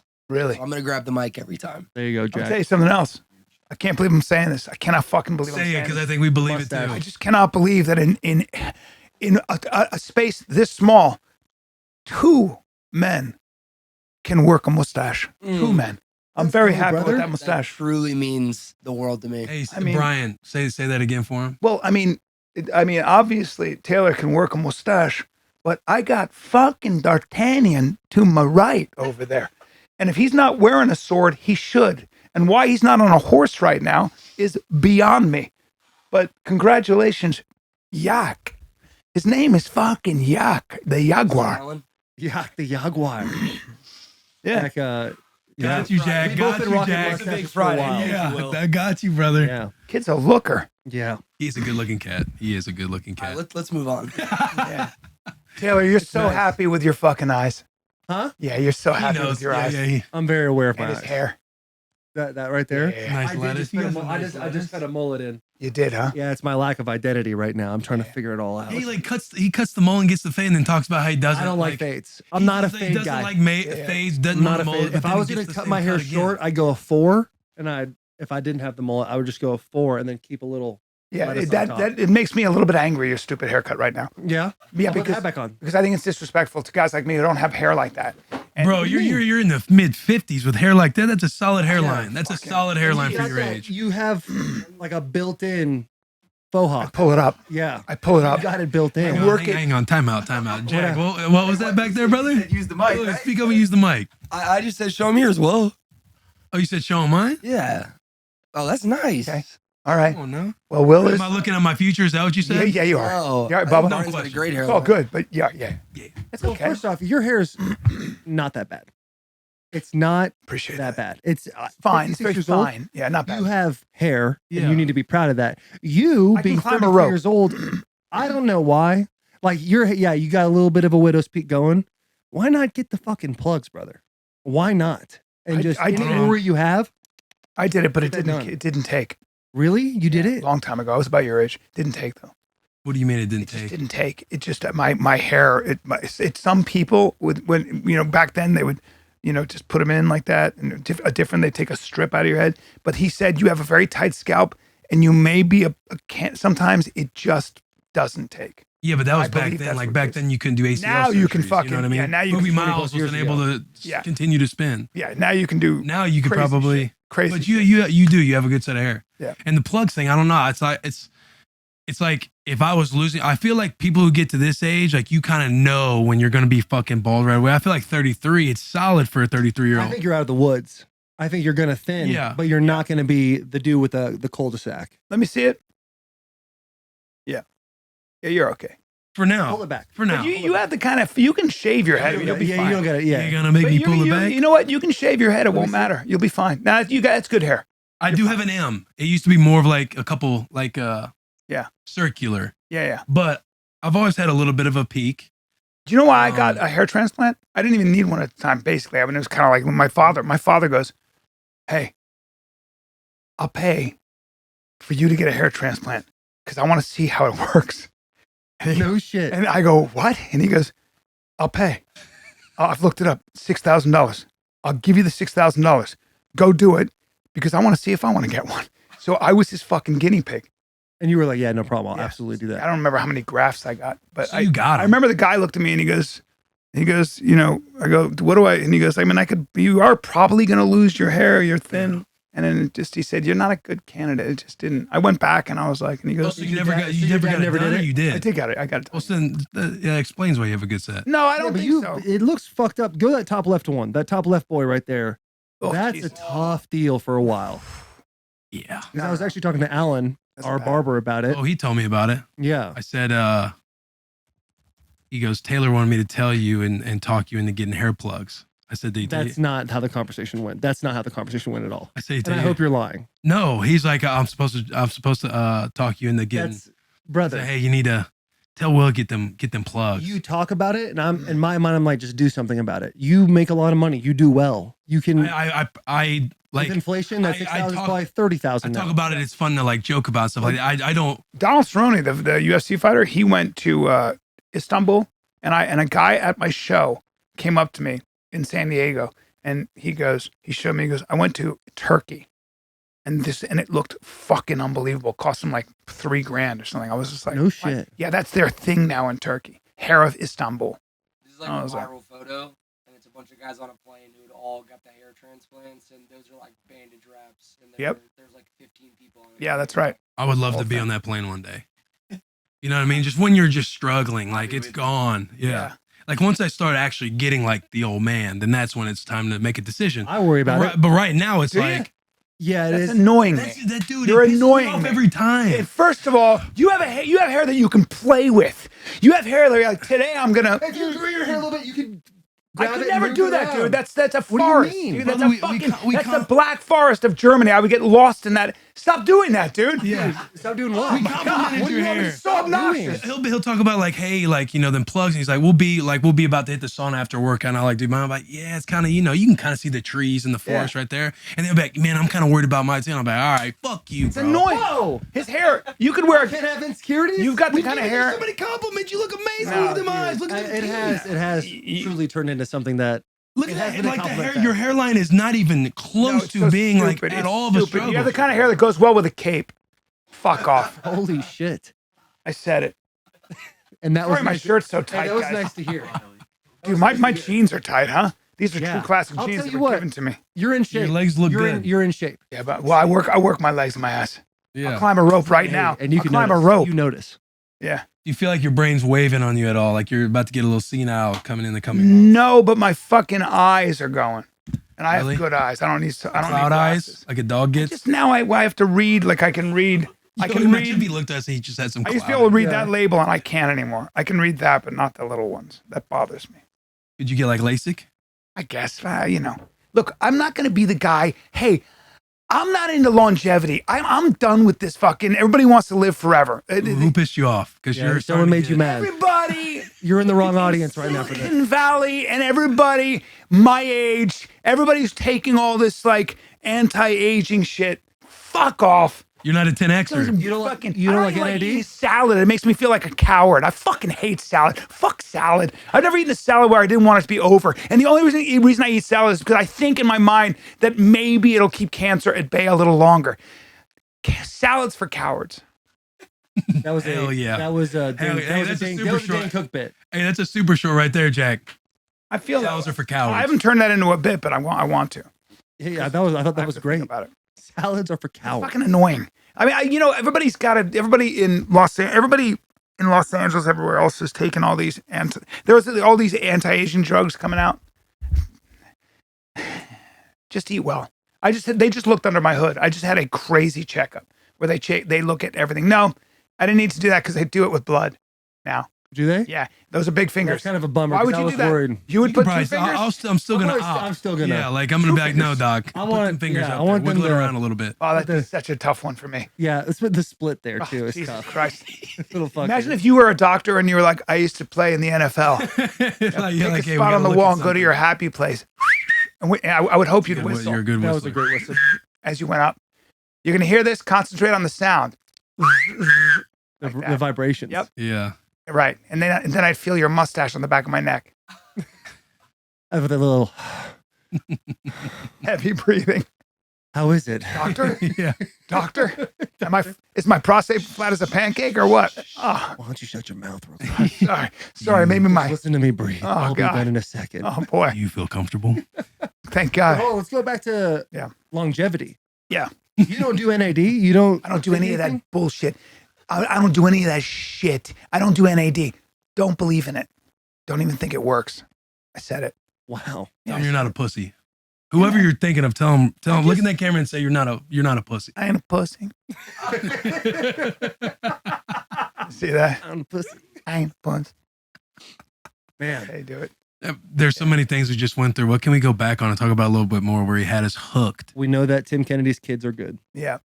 We know that he didn't jump on the board. We don't know if he's related to the Kennedys.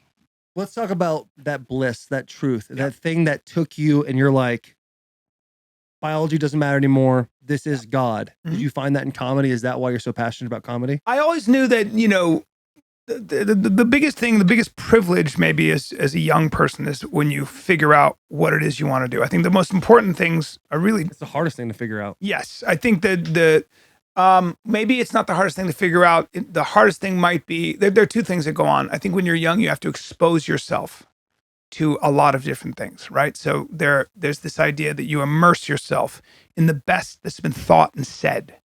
It's the idea behind education, the idea behind what's the value of reading good literature, what's the value of watching good movies instead of bullshit trash, what's the value of understanding why one piece of music is better than the other, what's the value of having a sense of having some historical context, why read philosophy. The reason you do that as a young person is to expose yourself to a lot of different ideas. And sometimes when you do that, something might resonate very, very loudly. And if it does, follow that direction. Follow that direction. Sorry, guys. Follow that. I apologize. You put it on, vibrate? I'm new to podcasts. You put it on Yeah, vibrate. it's silent. But so that's one thing, right? If you're lucky enough sometimes to be thrown into something where it just clicks, you just go, I'm home. This feels great. Follow that truth, because that'll lead you to other things that are much better, right? Or just as good. It'll inform your whole life. You'll learn about yourself. But sometimes I think in life you don't know that. You have limited understanding, you have limited exposure, so the world's confusing to you. You don't know where to place your energy. So there are two ways out. One, again, is to expose yourself to as much as you can. Educate yourself. Read people who've been there before, That's why I think reading great philosophy is important, whether it's Seneca or Marcus Aurelius or whatever it might be. There's a reason. There are these wisdoms that you'll go, oh, fuck, me too. I need to figure these things out. I can't escape the responsibility of being a human being. But I think that's a very important aspect, But then if you can't do that, here's another way out. If you're a young person, again, pick anything and just dive into it blindly and get really good at it. It's what the value of a black belt in jiu-jitsu is. It's what the value of being able to play any song you can on a guitar. It's the value of anything like that is, even if you don't get that good at it, is you will start to understand that the world is not as big a mystery as you think it is. That people around you are not smarter. They have a better operating system because somebody taught them how to do it. The worst thing you can do is say, oh, that's not for me. Mhm. I'm not smart enough. I'll just be a spectator in life. Don't do that. I can't believe that I was able to do stand-up. I couldn't believe it. I was so terrified. Like the first time I did stand-up, I was always the funny guy. How old were you? I was trying to be an actor, and Had some the pivotal first time I roles. got on stage, Pivotal roles. yes, but the first time I got on stage, I was 20, 6 as a comic. And Is that relatively like from an age group it's of when late. people start? It's late, man, because I just didn't think it belonged to me. I just didn't think I'm funny, but I'm not professionally funny, you know. And what a surprise! What a surprise! It still is. What a surprise it still is that I can I do a special and I go, I can't write. I have nothing left to say, and then all of a sudden something comes, and I go, oh man, it just keeps coming. You keep just stay still and you know, key into the personal questions. What am I really afraid of? What do I honestly revere? How do I want to die? What do I want to say when I die? What am I going to regret when I die? What would I regret if I died right now? You start asking yourself these deep personal questions. And that's the value of being still and letting things come to you. It's not comfortable. It's really not comfortable. It's scary. Why is that? I don't know why, but sometimes just being still and letting something, just waiting for something to show itself to you. You know, that idea of like, kind of like you show up. It's kind of an act of faith. You know, when you're trying to write or you're trying to figure out what it is you want to do with your life, sit still for a second, man, and listen to that guy clearing his throat in the other room. Go in that direction, man. That's the value. So I think those are the most important things. I'm speaking, I guess, maybe just for men. I don't know how to speak. You know, I can speak for young men because I was a young man. But I think the same applies to women. I think the same applies to all human beings. You want purpose and you want meaning and you want direction, you know? And it never goes away though. You know, it's funny because you guys are listening. So the whole room is quiet now. It's funny when you start talking this way and an older guy starts talking. So even though you've been successful and stuff like that, it's like, you're like, wait a minute, this might be a way to navigate the rest of my life, right? Mm-hmm. We all want that. Yeah. You know? Because it is scary. It's scary. It's all scary. It's always scary, man. Yeah. Yeah. I would love to know. Fulfillment, not feeling fulfilled is like one of the most terrifying things in my mind. It's like, I don't think about if I died tomorrow. I think when it's all over, like, am I going to be proud of what I was able to make or what I was able to achieve? Yeah. And then you just kind of working through those on a daily basis, but it's so hard. Well, especially you try to grow as a human. And then sometimes I sit there, I'm like, bro, how much more do I have to fucking grow? Or how much more do I have to try to be better at things? Can I just like be good with this? And it's never. It's like the ability to be able to do less, or you're trying to like rush those Yeah. things because they kind of just come to you. And when you're just, I feel like sitting and reflecting and trying to get to know that truth that you're trying to speak of, like the thing that makes you like gravitate you towards it. So the big see, yeah, don't talk about it like it's work.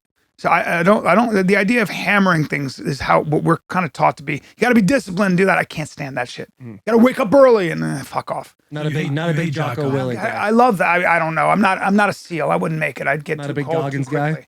I have a. You hate those guys. No, I don't hate You them. hate NAD, you hate Alex, you hate Goggins. Yeah. Those are what we I hate. think Goggins is down the I hate road. them and I want to fight them. And I want to get in their face. I want to grab Jocko Willink. I want to grab him and I want to get aggressive. Goggins with was him. like 20 He lives, minutes I from think, here. in Brentwood. No, yeah. I don't have. We can get him for you. No. Please, sir. Please, sir. I fucking hate that. Yeah, you just see I just start to piss. But there is a level. There is a But- level of like doing something uncomfortable every single day. No. But see, that's fine. That's fine if you want to climb Mount Everest in a fucking wheelchair. Okay, it's fine if you want to run until your feet fall off. I understand. There is a value to that. I don't care about that. What I care about is inspiration. You know, I don't think there are people like Goggins and Jocko Willink who can fucking just, that's what makes them feel alive. The idea that they can grind and they can keep grinding. I don't think most people, that's not where I find inspiration. Physical exertion to the point of, that doesn't help me be funnier, I'll tell you that. That shit's great, but not for me. I can't run 20 miles, and at the end of 20 miles, I'm funnier. That doesn't, not how it works for me. Mm-hmm. I believe in inspiration. I believe that human beings are always moving toward pleasure and away from pain. And you have to associate discipline with pleasure. You have to associate discipline with freedom. You have to associate discipline with true north, right? Okay? So I don't like the idea of discipline for its own sake. That sounds like punishment for me, and you can't sustain it. Yeah, but it seems like that's just your association with it. 'Cause Well, I think If you everything. looked at it the other way, you looked at it as pleasure.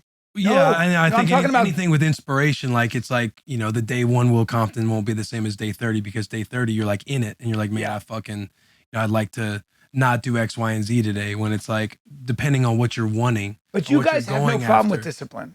See, when I'm talking to That's not guys true. like you, everybody has problems with it, but I'm saying you're very coachable. Like if I said that, you guys would do it if you That had word to do it. fires me up. Yeah, that's fine.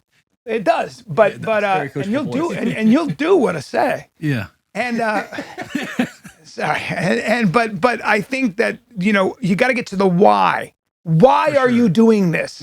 That's keep reminding yourself of that. And maybe if you get to the why and the why resonates with who you really are, resonates with truth, then it won't feel like the grind. It'll feel like you're after something. And the cool thing about the journey is not getting there, but what you learn along the way, these small gifts of revelation. That's probably what fulfillment is, where you start to settle. Mhm. You start to settle. Where you go, you're not a mystery to me, man. I can talk to anybody now at my age. I don't care how smart you are. I don't care what your accolades are. I admire a lot of people, but you don't necessarily, you don't live in a secret room. There are no secrets. The mystery might be that there's no mystery. There's no higher level, higher plane. No. I think I know what's important. I think I know where to place my energy, right? And I think I know when I'm fooling myself. And I certainly know when somebody's fooling everybody else. And I know the difference between spectacle and true entertainment. I know the difference between entertainment and inspiration and true art. That's important. Mhm. Learn the meaningful difference between things, and your life will be a lot more rich. That's a really important thing, to understand the difference. It's really important to be able to articulate and be able to say, I don't like that. I know how you're packaging this idea. Politics, equality, equity. What's wrong with that? There's a lot wrong with that when that becomes the end all and be all. That's dangerous. I know why. I can point to history, and I have my political philosophy and my moral philosophy in place. It's really important. Right. So you don't get fooled by the packaging. How do we get that back to discipline? Because he just, Yeah, no, he did a good job of that. He just He made me, philosophizes he made me right there. hang up on knowing, believing what you believe and not wavering off what you believe. Well, that's where it all It's comes very from. difficult. What people run into, the issue that I've seen from other people that I'm around, is they have a belief system, but they are not in a growth mindset, willing to see the other side of anything. So how are you able to have your beliefs and everything that you believe is correct, while also listening to other people to continue to grow and maybe change a few of those things once in a while? Because having concrete opinions on things is extremely dangerous to me. Extremely. I think if you're there are I agree with you. basic moral codes. Don't kill people. Don't do, don't steal, don't rape. Those things. Yeah, we can all sit there concretely, don't do that. But then you get into the fight. You said politics. People make great points on both sides. Yes. From So those are ideas, entertainment. right? Something that's entertaining for you is not entertaining for me. It's not concrete, perfect entertainment because you said it is. Yep. How do you figure that out and figure out what you? Very good question. Thank you. It's a very good question because Rogan and I talk about this all the time. Because when we were young men, we used to shout our opinions at each other. Right? We were concrete. We identified so strongly with our ideas. And I think what's really important is to understand that there's distance between ideas. You have to have principles in life, right? You have to have an ethical and moral code and principles. Those should be the bedrock that you anchor into when the winds start blowing in either direction. When it's blustery outside. Yeah. When it's blustery outside. Bringing it back, Taylor. Bringing it back. Appreciate that. I'm just here to help. Fuck. I am just here to help.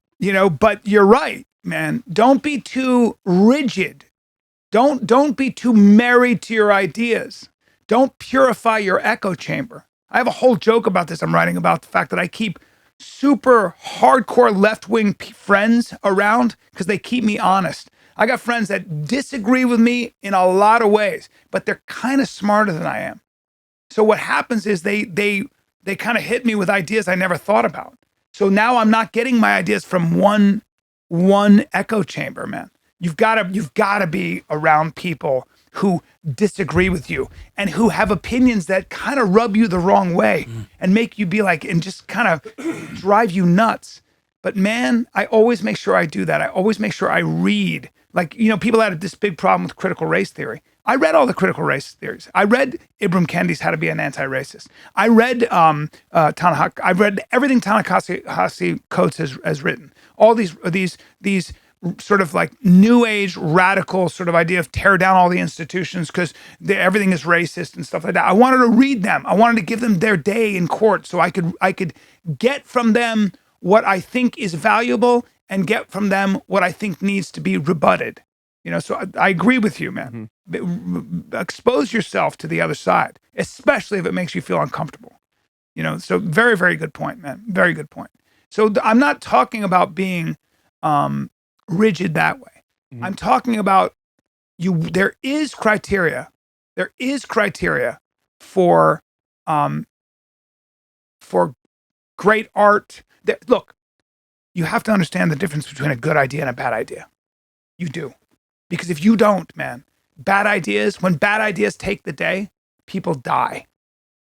And my proof for that is the historical palette. I'll just point to it. Okay, I'll just point to it. That's my problem with the far left, because communism didn't work out so well. Because when you create equality, you have to enforce equality. You have to engineer it. We're not equal. So why do you think? I don't want to turn this into a political thing. No, it's not. Why? It's not political. It's more philosophical. If communism is so not going to work, why are so many people beating down the door for it in this country? Because I think a lot of times, if it's packaged the right way in a different bow, and you're young, it's always been something that feels so damn cozy. If you're a good person and you want everybody to be okay, and you're an empathetic person, it's hard not to feel that way. Because we are communists. I'm communist with my, who is it? I think somebody said that. Yeah, I know the quote you're about to say. Yeah. I'm communist with my family. It's Naval. Yeah, that is him. You're right. Yeah. He said it with Rogan, right? Yeah. Communist with my family, and a socialist with my town, a Democrat with, and a Republican with the world. I that's what I always say. It's like, again, if I was, I'm the worst, because if I was president, you wouldn't vote for me, because my joke is I'd be like, I don't know, sometimes maybe it depends.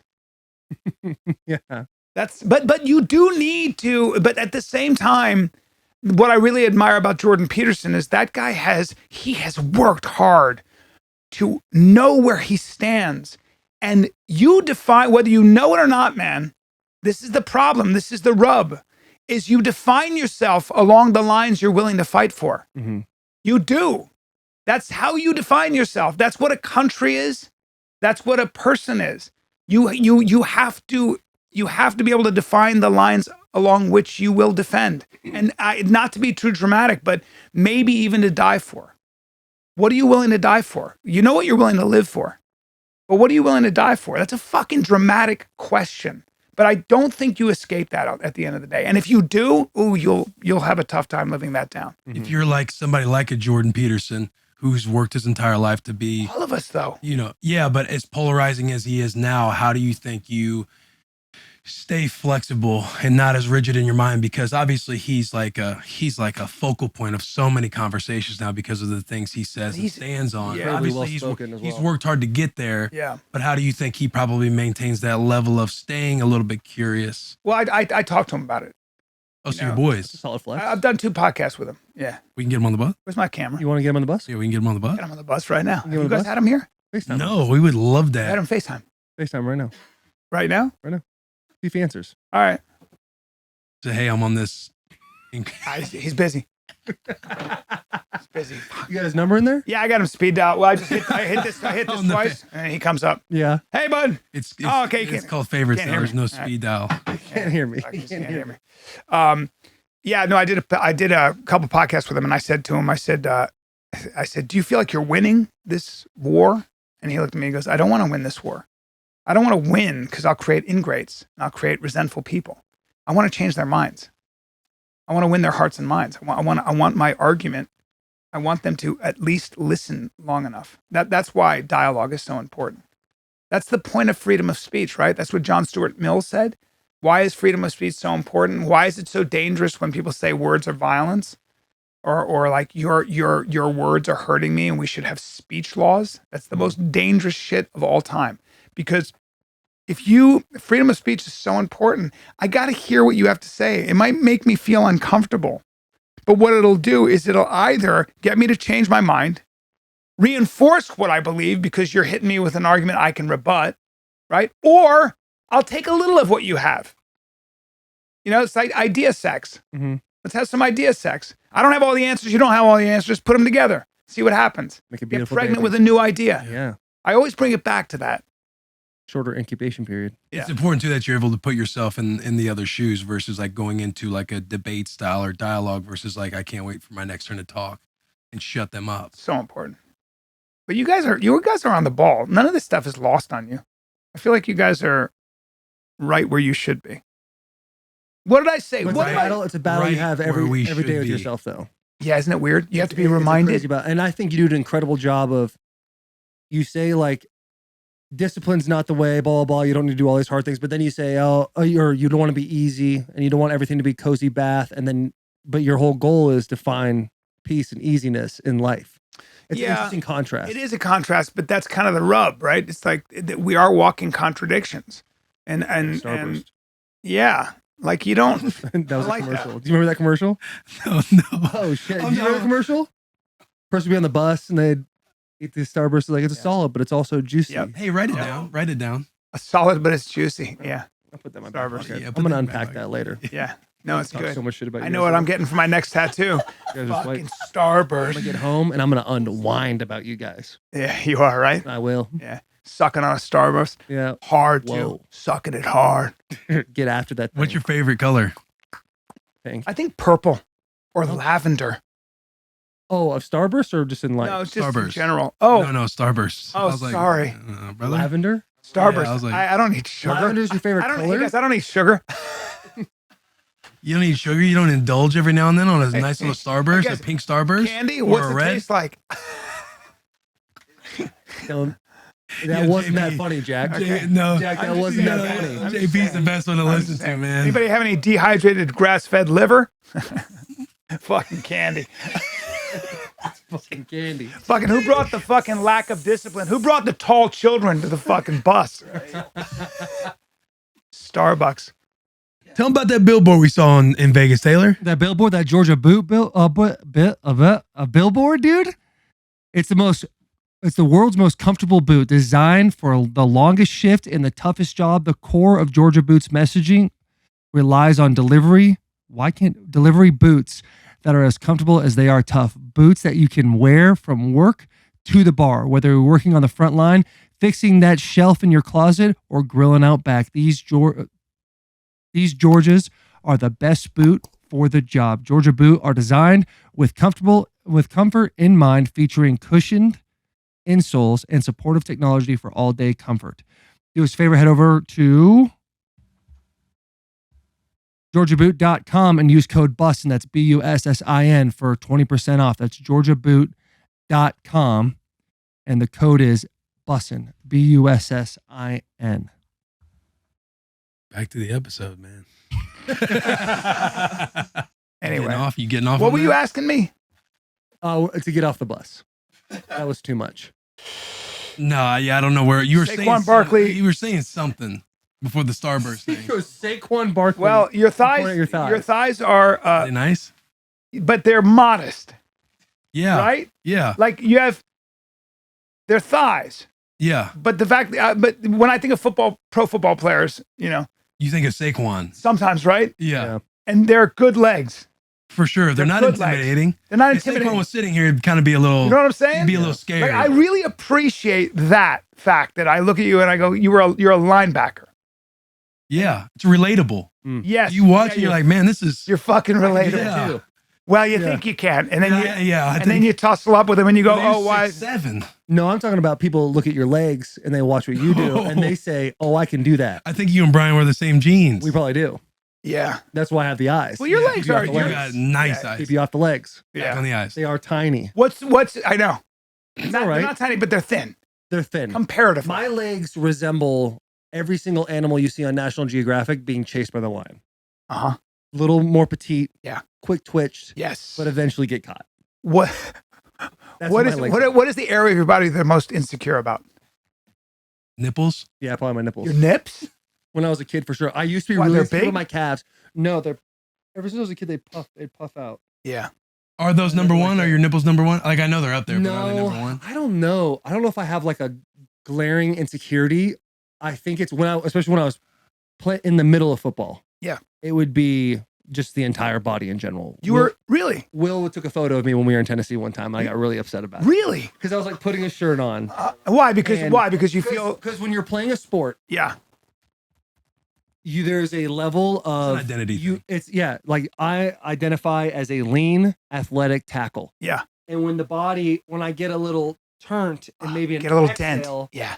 and the photo's taken, I think to myself, people now think I'm not working hard. People now think this That's about so me. interesting. And so I get consumed by that. Now, losing 40 pounds and my knee is a certain way. I don't know if I can play ball again. Yeah. I become much more comfortable with had an ACL? myself. ACL tear? second one I had one in 2020 and then 2022. So you're going through some weird stuff right now. Yeah, mentally not near as difficult as the first time. Okay. The first time we were on Suey watch for a little bit. Yeah. Not literally, Yeah, but but I know. figuratively. Yeah, it's got to be very hard and weird. Yeah. Like Um, if I'm in a football game, I'm trying to be sucking my stomach in the entire time. It's so fucking. It was and it was just like Yeah. consuming. Yeah. Body dysmorphia. Yeah, was dysmorphia. I think all of us have that. to extremely an consuming. extent. What's your biggest insecurity on your body? I think my Your chest? chest. You got a nice chest. This has been. This is the worst podcast I've ever fucking. This is outrageous. How the fuck did you just jump in like that? That's not right, dude. That's 3 or 4 disrespectful. times during this podcast, you can play the video back. You do feel your I chest feel a my little bit. legs. You feel your legs a lot. It's my new jeans. But I you can like. complimented your legs quite a bit, and you Yeah. haven't gone to the torso. So that was from the hip. Yeah, comfy. That was from the hip. I think you filled Very that good, shirt dude. nicely. I think you. I like that you said that. My chest. You talk My about. arms. I don't have. I'm a skinny guy. I'd like to Hey, be. I'd they're like nice. to be. You're all You got trunk. nice arms. You're all lower body. I'm drunk. I'm all Yeah, drunk. I'm you're built, sturdy. Like if there was a tornado today, we got to hold on. I'm built like a frog. No, you're the opposite of a solid. frog. What? I got fucking my Frogs have my legs. You can spring at any moment. spring. Yeah, Well, I yeah, got I'm my with you. the small knees, but my thighs in relation to my You do knees. have where the knee is smaller. Yeah. and then it girths. and then up on and you. then it mushrooms out. What's Yeah. the farthest you Tsunami went shot. to get your chest bigger? Because I'm sure chest is so easy to get lost in the sauce and be like, I'm going to do I've it. never I'm really. going to do 100 today. Yeah, I think I never really had this. So that's really funny. I guess if I really decided I'm going to put on muscle and I'm going to eat a certain way and I'm going to actually work at it, that I can't do. I can't do it. I can't go like I can't be that vain. I can't sustain that because ultimately I'm like this is fucking lame. Like what I want to do, I'd rather be like You guys know about our 2023 boys. No, but that's why I know I just feel like I'm being too vain. So I'll find myself just doing like a CrossFit workout because somehow I feel like it makes me more athletic or more functionally fit, Yeah. which is probably all bullshit. But the minute I'm doing flies and I'm trying to isolate my chest, I'm like, fuck, man, I'm doing this for the wrong reasons. And it doesn't matter anyway. You know what I mean? Like with Shab, you know, we were sitting there. I go, should I get the whey protein or should it be whey protein isolate? He goes, doesn't really matter, does it? Doesn't matter, does it? Nothing's gonna change. And I was like, fuck, you're right. Like I walk in, I go, I gained 4 pounds. He goes, dang, okay, bye. You know, like We might have found your hate for discipline. We Yeah, might have figured it out. no, I work out. you refuse You're like, to invest in the body. No, that's- You don't like to do supplements. You don't do No, I NAD. do now. I'm doing supplements. I'm taking vitamin D Okay. and I'm taking fish oil. Nice, brother. Yeah, but I mean, yeah, I would like to. I Doing was some K to supplement the D. No, but I do want to go. I just did my testosterone and What does that mean? I'm good. You like need like vitamin K to help break down and help the vitamin D absorb. I think didn't I'm even know doing that. I'm taking this really good multivitamin too. Yeah. You you got your testosterone. Yeah, my testosterone is good. What is it? Solid? Like 700. Nice. Yeah. But they give you your free testosterone and then they work backwards. So I didn't get an actual reading. He said What does that mean? I've never tested testosterone. I think my before. testosterone is very good for my, there's It no is. problem. Mine's like the last time I tested, it was like years ago, but it was in the 4s. Really? But Whoa. but see, you have to be careful because you might, first of all, when you train as much as you do, Mm-hmm. when you work out and you're not sleeping and there's all that stuff, it varies. So a lot of times they say if your zinc levels are low, if you haven't Right. slept, your testosterone can take a dive in that moment. Right. I think. I'm not That guy was going directly toward like my thyroid too, because he's like, don't even worry about don't worry about the testosterone number. We got to look at other things like the factors of like are free you stressed? testosterone. And I don't know anything, but I just know that like athletes a lot of times are surprised that their testosterone is low. But I think sometimes that can be because you're the people like Andrew Huberman and those guys know what they're talking about. I don't, but I think that it does fluctuate. So you have to be careful. So I think the way to do it is to make sure your zinc levels, everything is where it should be. And then you're sleeping, I think it varies. So that might be a false read. Have you ever thought about doing TRT or anything like that? I can't wait, but I'm waiting till the day I don't have energy or the day that I can't keep up with my young wife. But right now, I love how you graze the back too. Gray Smoke is doing Smoke's out just there, fine. dude. Gray Smoke's alive and well, brother. Gray Smoke is live and well. No, just Gray Smoke. Okay, Gray Smoke's got it. Gray Smoke's got a 1-year-old. Okay, Congratulations. yeah, and mom wants another one. Woo! So far, don't seem to be having a problem. Throw on the blue pill and get to work. Yeah, no, I don't. I've never used it. Nice. I've never. I'll tell you when I do, but I've never had to. I've never had to take any of that. So that's a good sign. That's a good great sign. Yeah, absolutely. That's well, but it's gonna go eventually. 56 years old. You're moving well. You move well. Yeah. Well, we'll You stay on your toes. get you Right. guys moving around. Do you guys do any training, any fighting? No, man, but I want to. Yeah. I want to start kind of getting into that. Like just like a couple times a week. Yeah, Just to throw hands a little bit. a little bit. You want to spar? No, not Jeez. spar, like train. Can I Like, go hands with the boys? yeah, I mean, I will. I'm just saying, like, I would love to get in, like, mixing the cardio, like, start to like learn. Because people talk about not that and maybe that'll be like something that I hear in the other room. Mm-hmm. But when people talk about the black belt and kind of like what's behind it and everything else, it kind of like inspires you to like maybe I should get in and just see what it's A like. guy like you, I mean, and with your athleticism, I mean, jiu-jitsu would go along. We'd pick it up real quick. We wrestled Wrestling a too. little bit when we were younger. Now, Yeah. Oh, you did? Missouri Yeah, I boy. was He's a a Missouri boy. wrestler. Oh, okay. So you understand a little bit. yeah, You got some mat sense. yeah. Will and I have wrestled on 3 separate occasions, and I always end up on my back. Yeah. If he wrestled and you never have, Brother, yeah, he he's takes gonna. advantage of me. Small yeah. bit of cauliflower ear. That's always that's you how did you some- want to you coin did it a some little wrestling. bit. Got some wrestling background. High school? Yeah, up through high school. All right. My brother was a stud. Scholarship, Nebraska, senior national champion in high What? school. Yeah. Oh, so you got some pedigree going on. Yeah, we were talking about the other day with our dads and how I would be crying in the back seat trying to make weight, and all I could have was like a protein shake because you're like cutting weight. Yeah. The little bro, he's like in the shower. He's like in our bathroom. They're like stuffing towels at the bottom of so Eric can't get out. So You're did you trying to wrestle in steam it up college to or lose no? Weight. He wrestled in college. Yes. Wow. Yeah. D1? Nebraska. Oh, he was in Nebraska. Come on now. Oh, you got an athletic family. Your brother. That's a crazy. That's a Decent. serious program. Yeah. Oh yeah. So you don't want to get underhooks on that kid. He'll take you right down. No, yeah, he's nice. He's nice with the ankle picks. Big boy. Right out of the gate. No, he was a 157. 157. 157. What are you scrappy. walking at right now? 225, 228. Sometimes 233. Deceptive. Hey guys, deceptive. Yeah. Compton looks like a regular kid till you grab him. Okay, till you grab him. And when he's up close and personal, and you can feel that fucking hairline digging into your chin. We got some problems. Yeah. You do know wrestling though, huh? You don't have No, to. I don't know nothing about don't wrestling. All have to to. say, I don't would know love anything. to dabble in that It would be a mixed fun, martial it's a artist fun world. idea. Yeah. But I didn't even know you wanted to do that. It's amazing. I like it's like just for like training, like mix Yeah. it in versus us just doing like weight training all the time. Mhm. Well, You you know guys what I like you can. I mean, just learning how to box and stuff, throwing hands. I was used to boxing them, and my trainer would throw me in with everybody. Wayne McCullough goes, go spar with him. I'm like fucking, And then there was the kid who played. He was a catcher in the baseball and the Major League Baseball, MLB. the MLB. MLB. said all the words. Yeah. Fuck, You said all the words. I was like, I'm not even American, you guys. It's been a big fucking ruse. But he was a catcher and he played for years and he was 235 and just all ass and legs.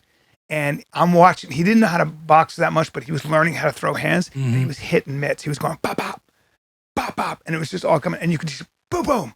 And my trainer goes, he wants to spar. Why don't you get in there and work with him? And I go, no, fucking no, because that's a way better athlete and he's much bigger. And look at how hard he's hitting. If I make one mistake, I'm going bye-bye. I'm going to sleep. I would never fuck around with anybody who's a pro athlete like that. I would never get in. Like you're like, I've been boxing for like, I'd be like, never doing that. You're too strong. You hit too hard. You can communicate with your body too well. It's a disaster. We have very few guys in the UFC who actually played football. Yeah, but like if you that. train, you could easily take us out. Not me, but a guy. Yeah. Yeah. I'll keep you busy. If I get behind There you, we go. There. it Like is. Michael Chandler. You think Michael Chandler you want no part of would Michael fuck Chandler. you up? Yes, yes. Yeah, Let me that's answer why that. we're He would talking about fuck me Michael up. No, no, Chandler. Yeah. you want no part of Michael Chandler. Yeah. No, No, part. no part. No, it'd be a Zero part. disaster. No, yeah. No, A no. disaster. And Little by the pit way, bull. if he grabs you, you're in all the trouble. You're in trouble. And if you try to bang with him, you're in all the trouble. And he's gonna kick that fucking you see that antelope Yeah. half of yours? Yeah. You see I want you to get you see this area where it's all sweet, it's all nice, and I mean you use that to push off. You see all those muscles and all that stuff. Yeah. It's nice there. He's gonna drive his fucking shin at 100 miles an hour into that about 17 times, and you're gonna be trying to grab him, and he's gonna be going boom, and then he's gonna go get and just catch you in the floating rib, and then you're gonna grab him, and you're gonna go, hey, why does he feel like, what is this? Oh, it's a piece of marble with feet. And why he is really he does behind feel me? like that. Yeah, why is he behind me? And then your Yeah. face is gonna go purple, and you're just gonna see us go. You know, you don't want to. And then You know he's going to fight Conor McGregor oh, I this know. fall. Oh, I know. What do you think's going to happen there? I think that I think Michael has to wrestle with him. I think the mistake that if I may be so bold, I think You're an analyst. Let's I go. don't wanna see- You've been in that TV show. I don't want to see Michael try to stand at mid distance and throw hands with Conor McGregor.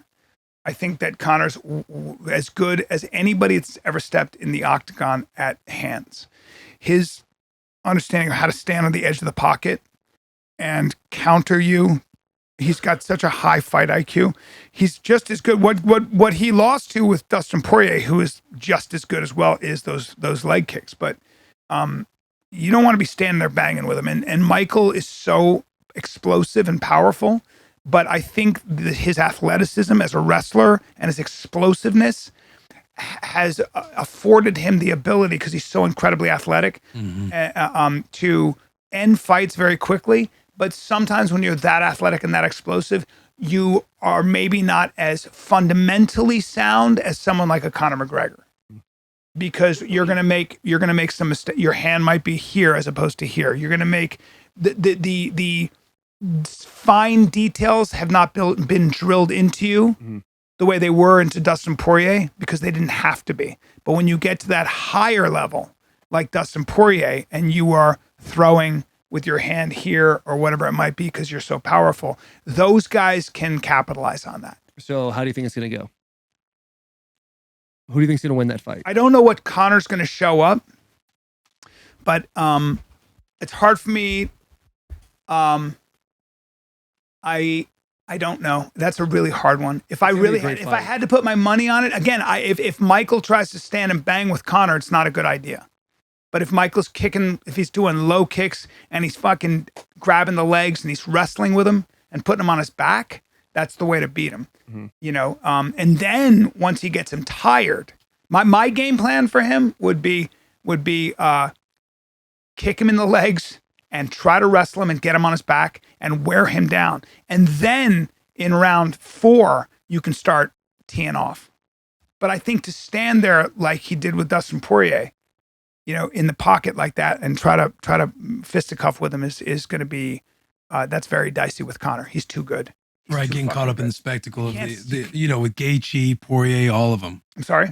Gaethje, you're talking about Chandler. Gaethje, Poirier, like getting caught up in the spectacle of Well, throwing, like just a straight backyard hillbilly fight. that's what happens though, because he's such an athlete and he's such a competitor that sometimes there are guys who go. I mean, the motherfucker put his hands down. Was like, "Yeah, keep hitting me." There are guys, yeah. So there are He gives a guys. Rocky There are movie. guys who hear people like me say stuff like I'm saying, and they go, "Oh, really? Okay, let me show you how I. Let me show you.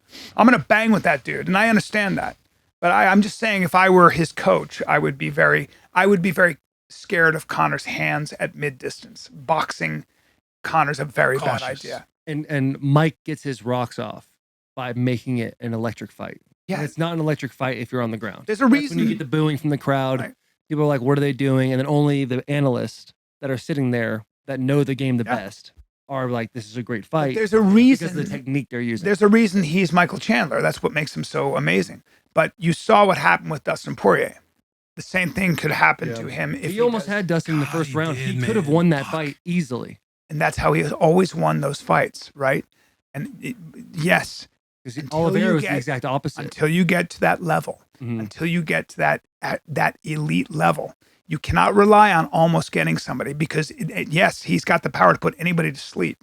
But those high level guys, they game plan for that. They know where to put their feet.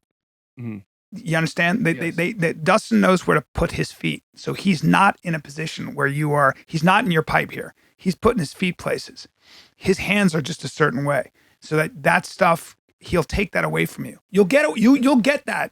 You'll get those shots twice in the first round as he's feeling you out, maybe 3 times.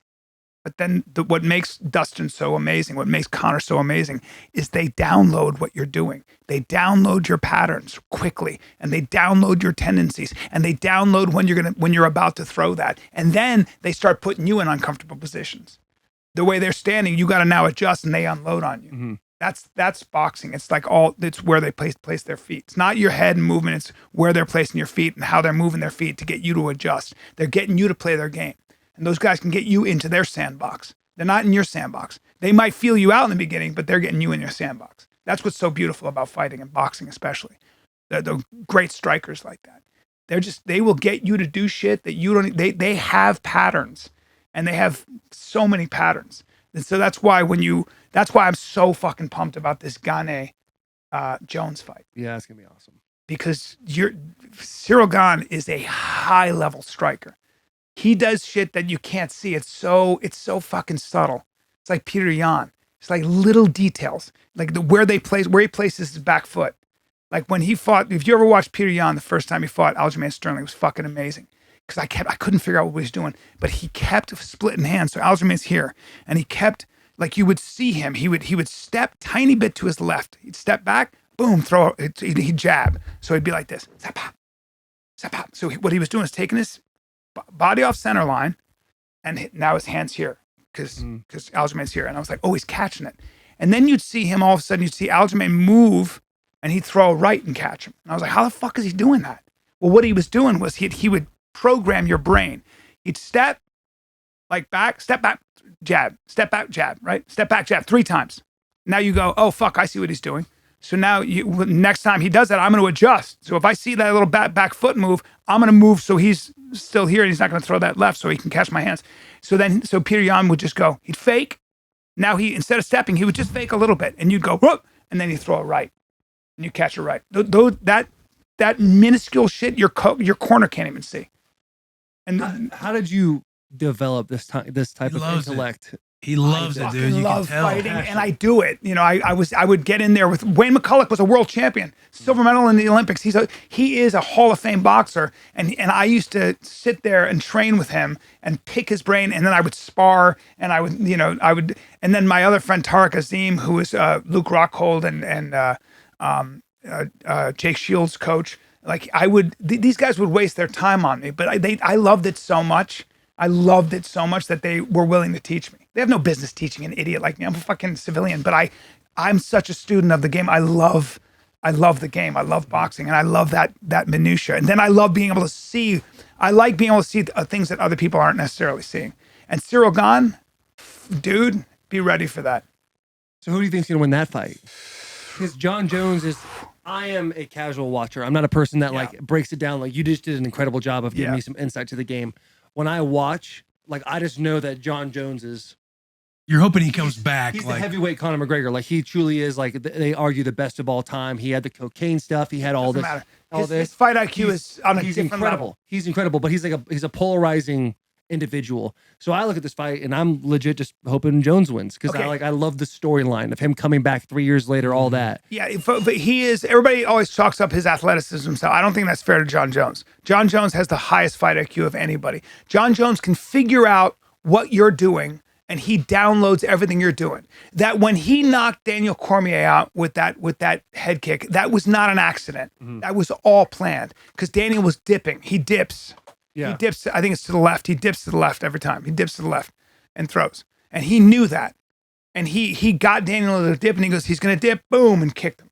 Right? So he can, again, John Jones, when he wants, you can't train for a guy like that. You cannot get people. If Daniel Cormier is a 2-time fucking Olympian, his wrestling is on a different level. That's the most impressive heavyweight. That's the most impressive fighter I've ever met in my life. 5'9".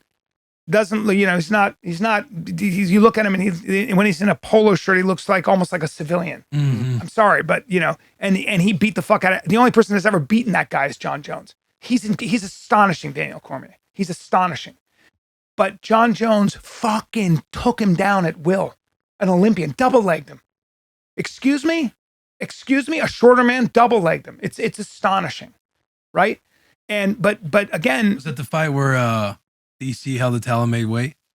was that it fight? was the second fight That happened. that happened. Yeah, he held Well, the title Daniel made had weight. so much trouble making 205. You know, I know, but that's like that happened. Yeah. Yeah. Yeah. Like they ended up letting him basically saying he hold the cheated. title. Yeah, absolutely. I mean, it's like I don't know about that. I'm not going to say that.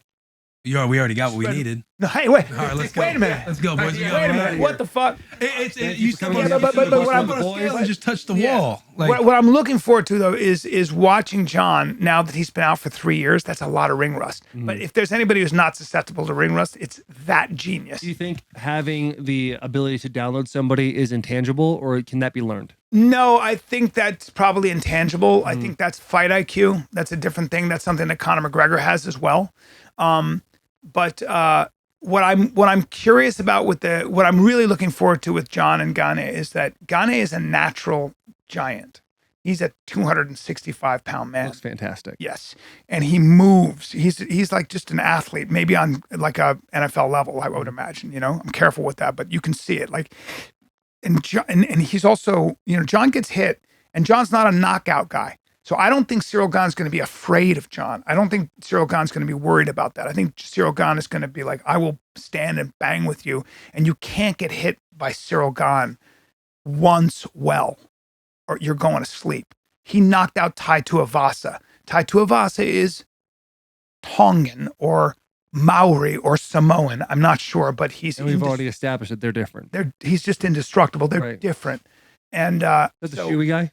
yes. Okay, I'm just Yeah. I'm Legend. just trying to Yeah, follow the yeah. bouncing ball Stand here. and bang with that guy and see what happens, right? You guys know from football. It's a whole different thing. So, but Cyril Gane put him to sleep.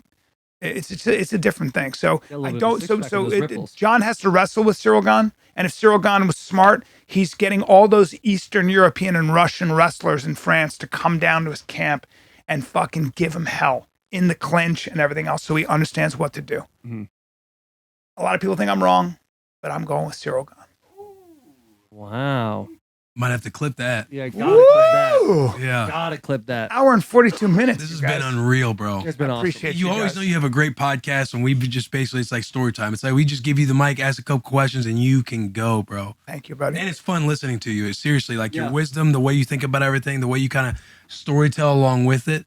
It's Thank you. It's awesome. Obviously, it comes with a lot of experience. Yeah. But it's been fucking awesome listening to you, and I hope everybody who is watching and listening like enjoys it as much as we do, because Thank you, brother. clearly you have a lot of joy and you have a lot of passion in the comedic realm and humor and everything else, Mhm. but also like your curiosity along your path and quest to acquire, you know, all the knowledge and things that you had to find your own like truth and everything else is like just as admirable. It seems like you've watered all the plants in your life.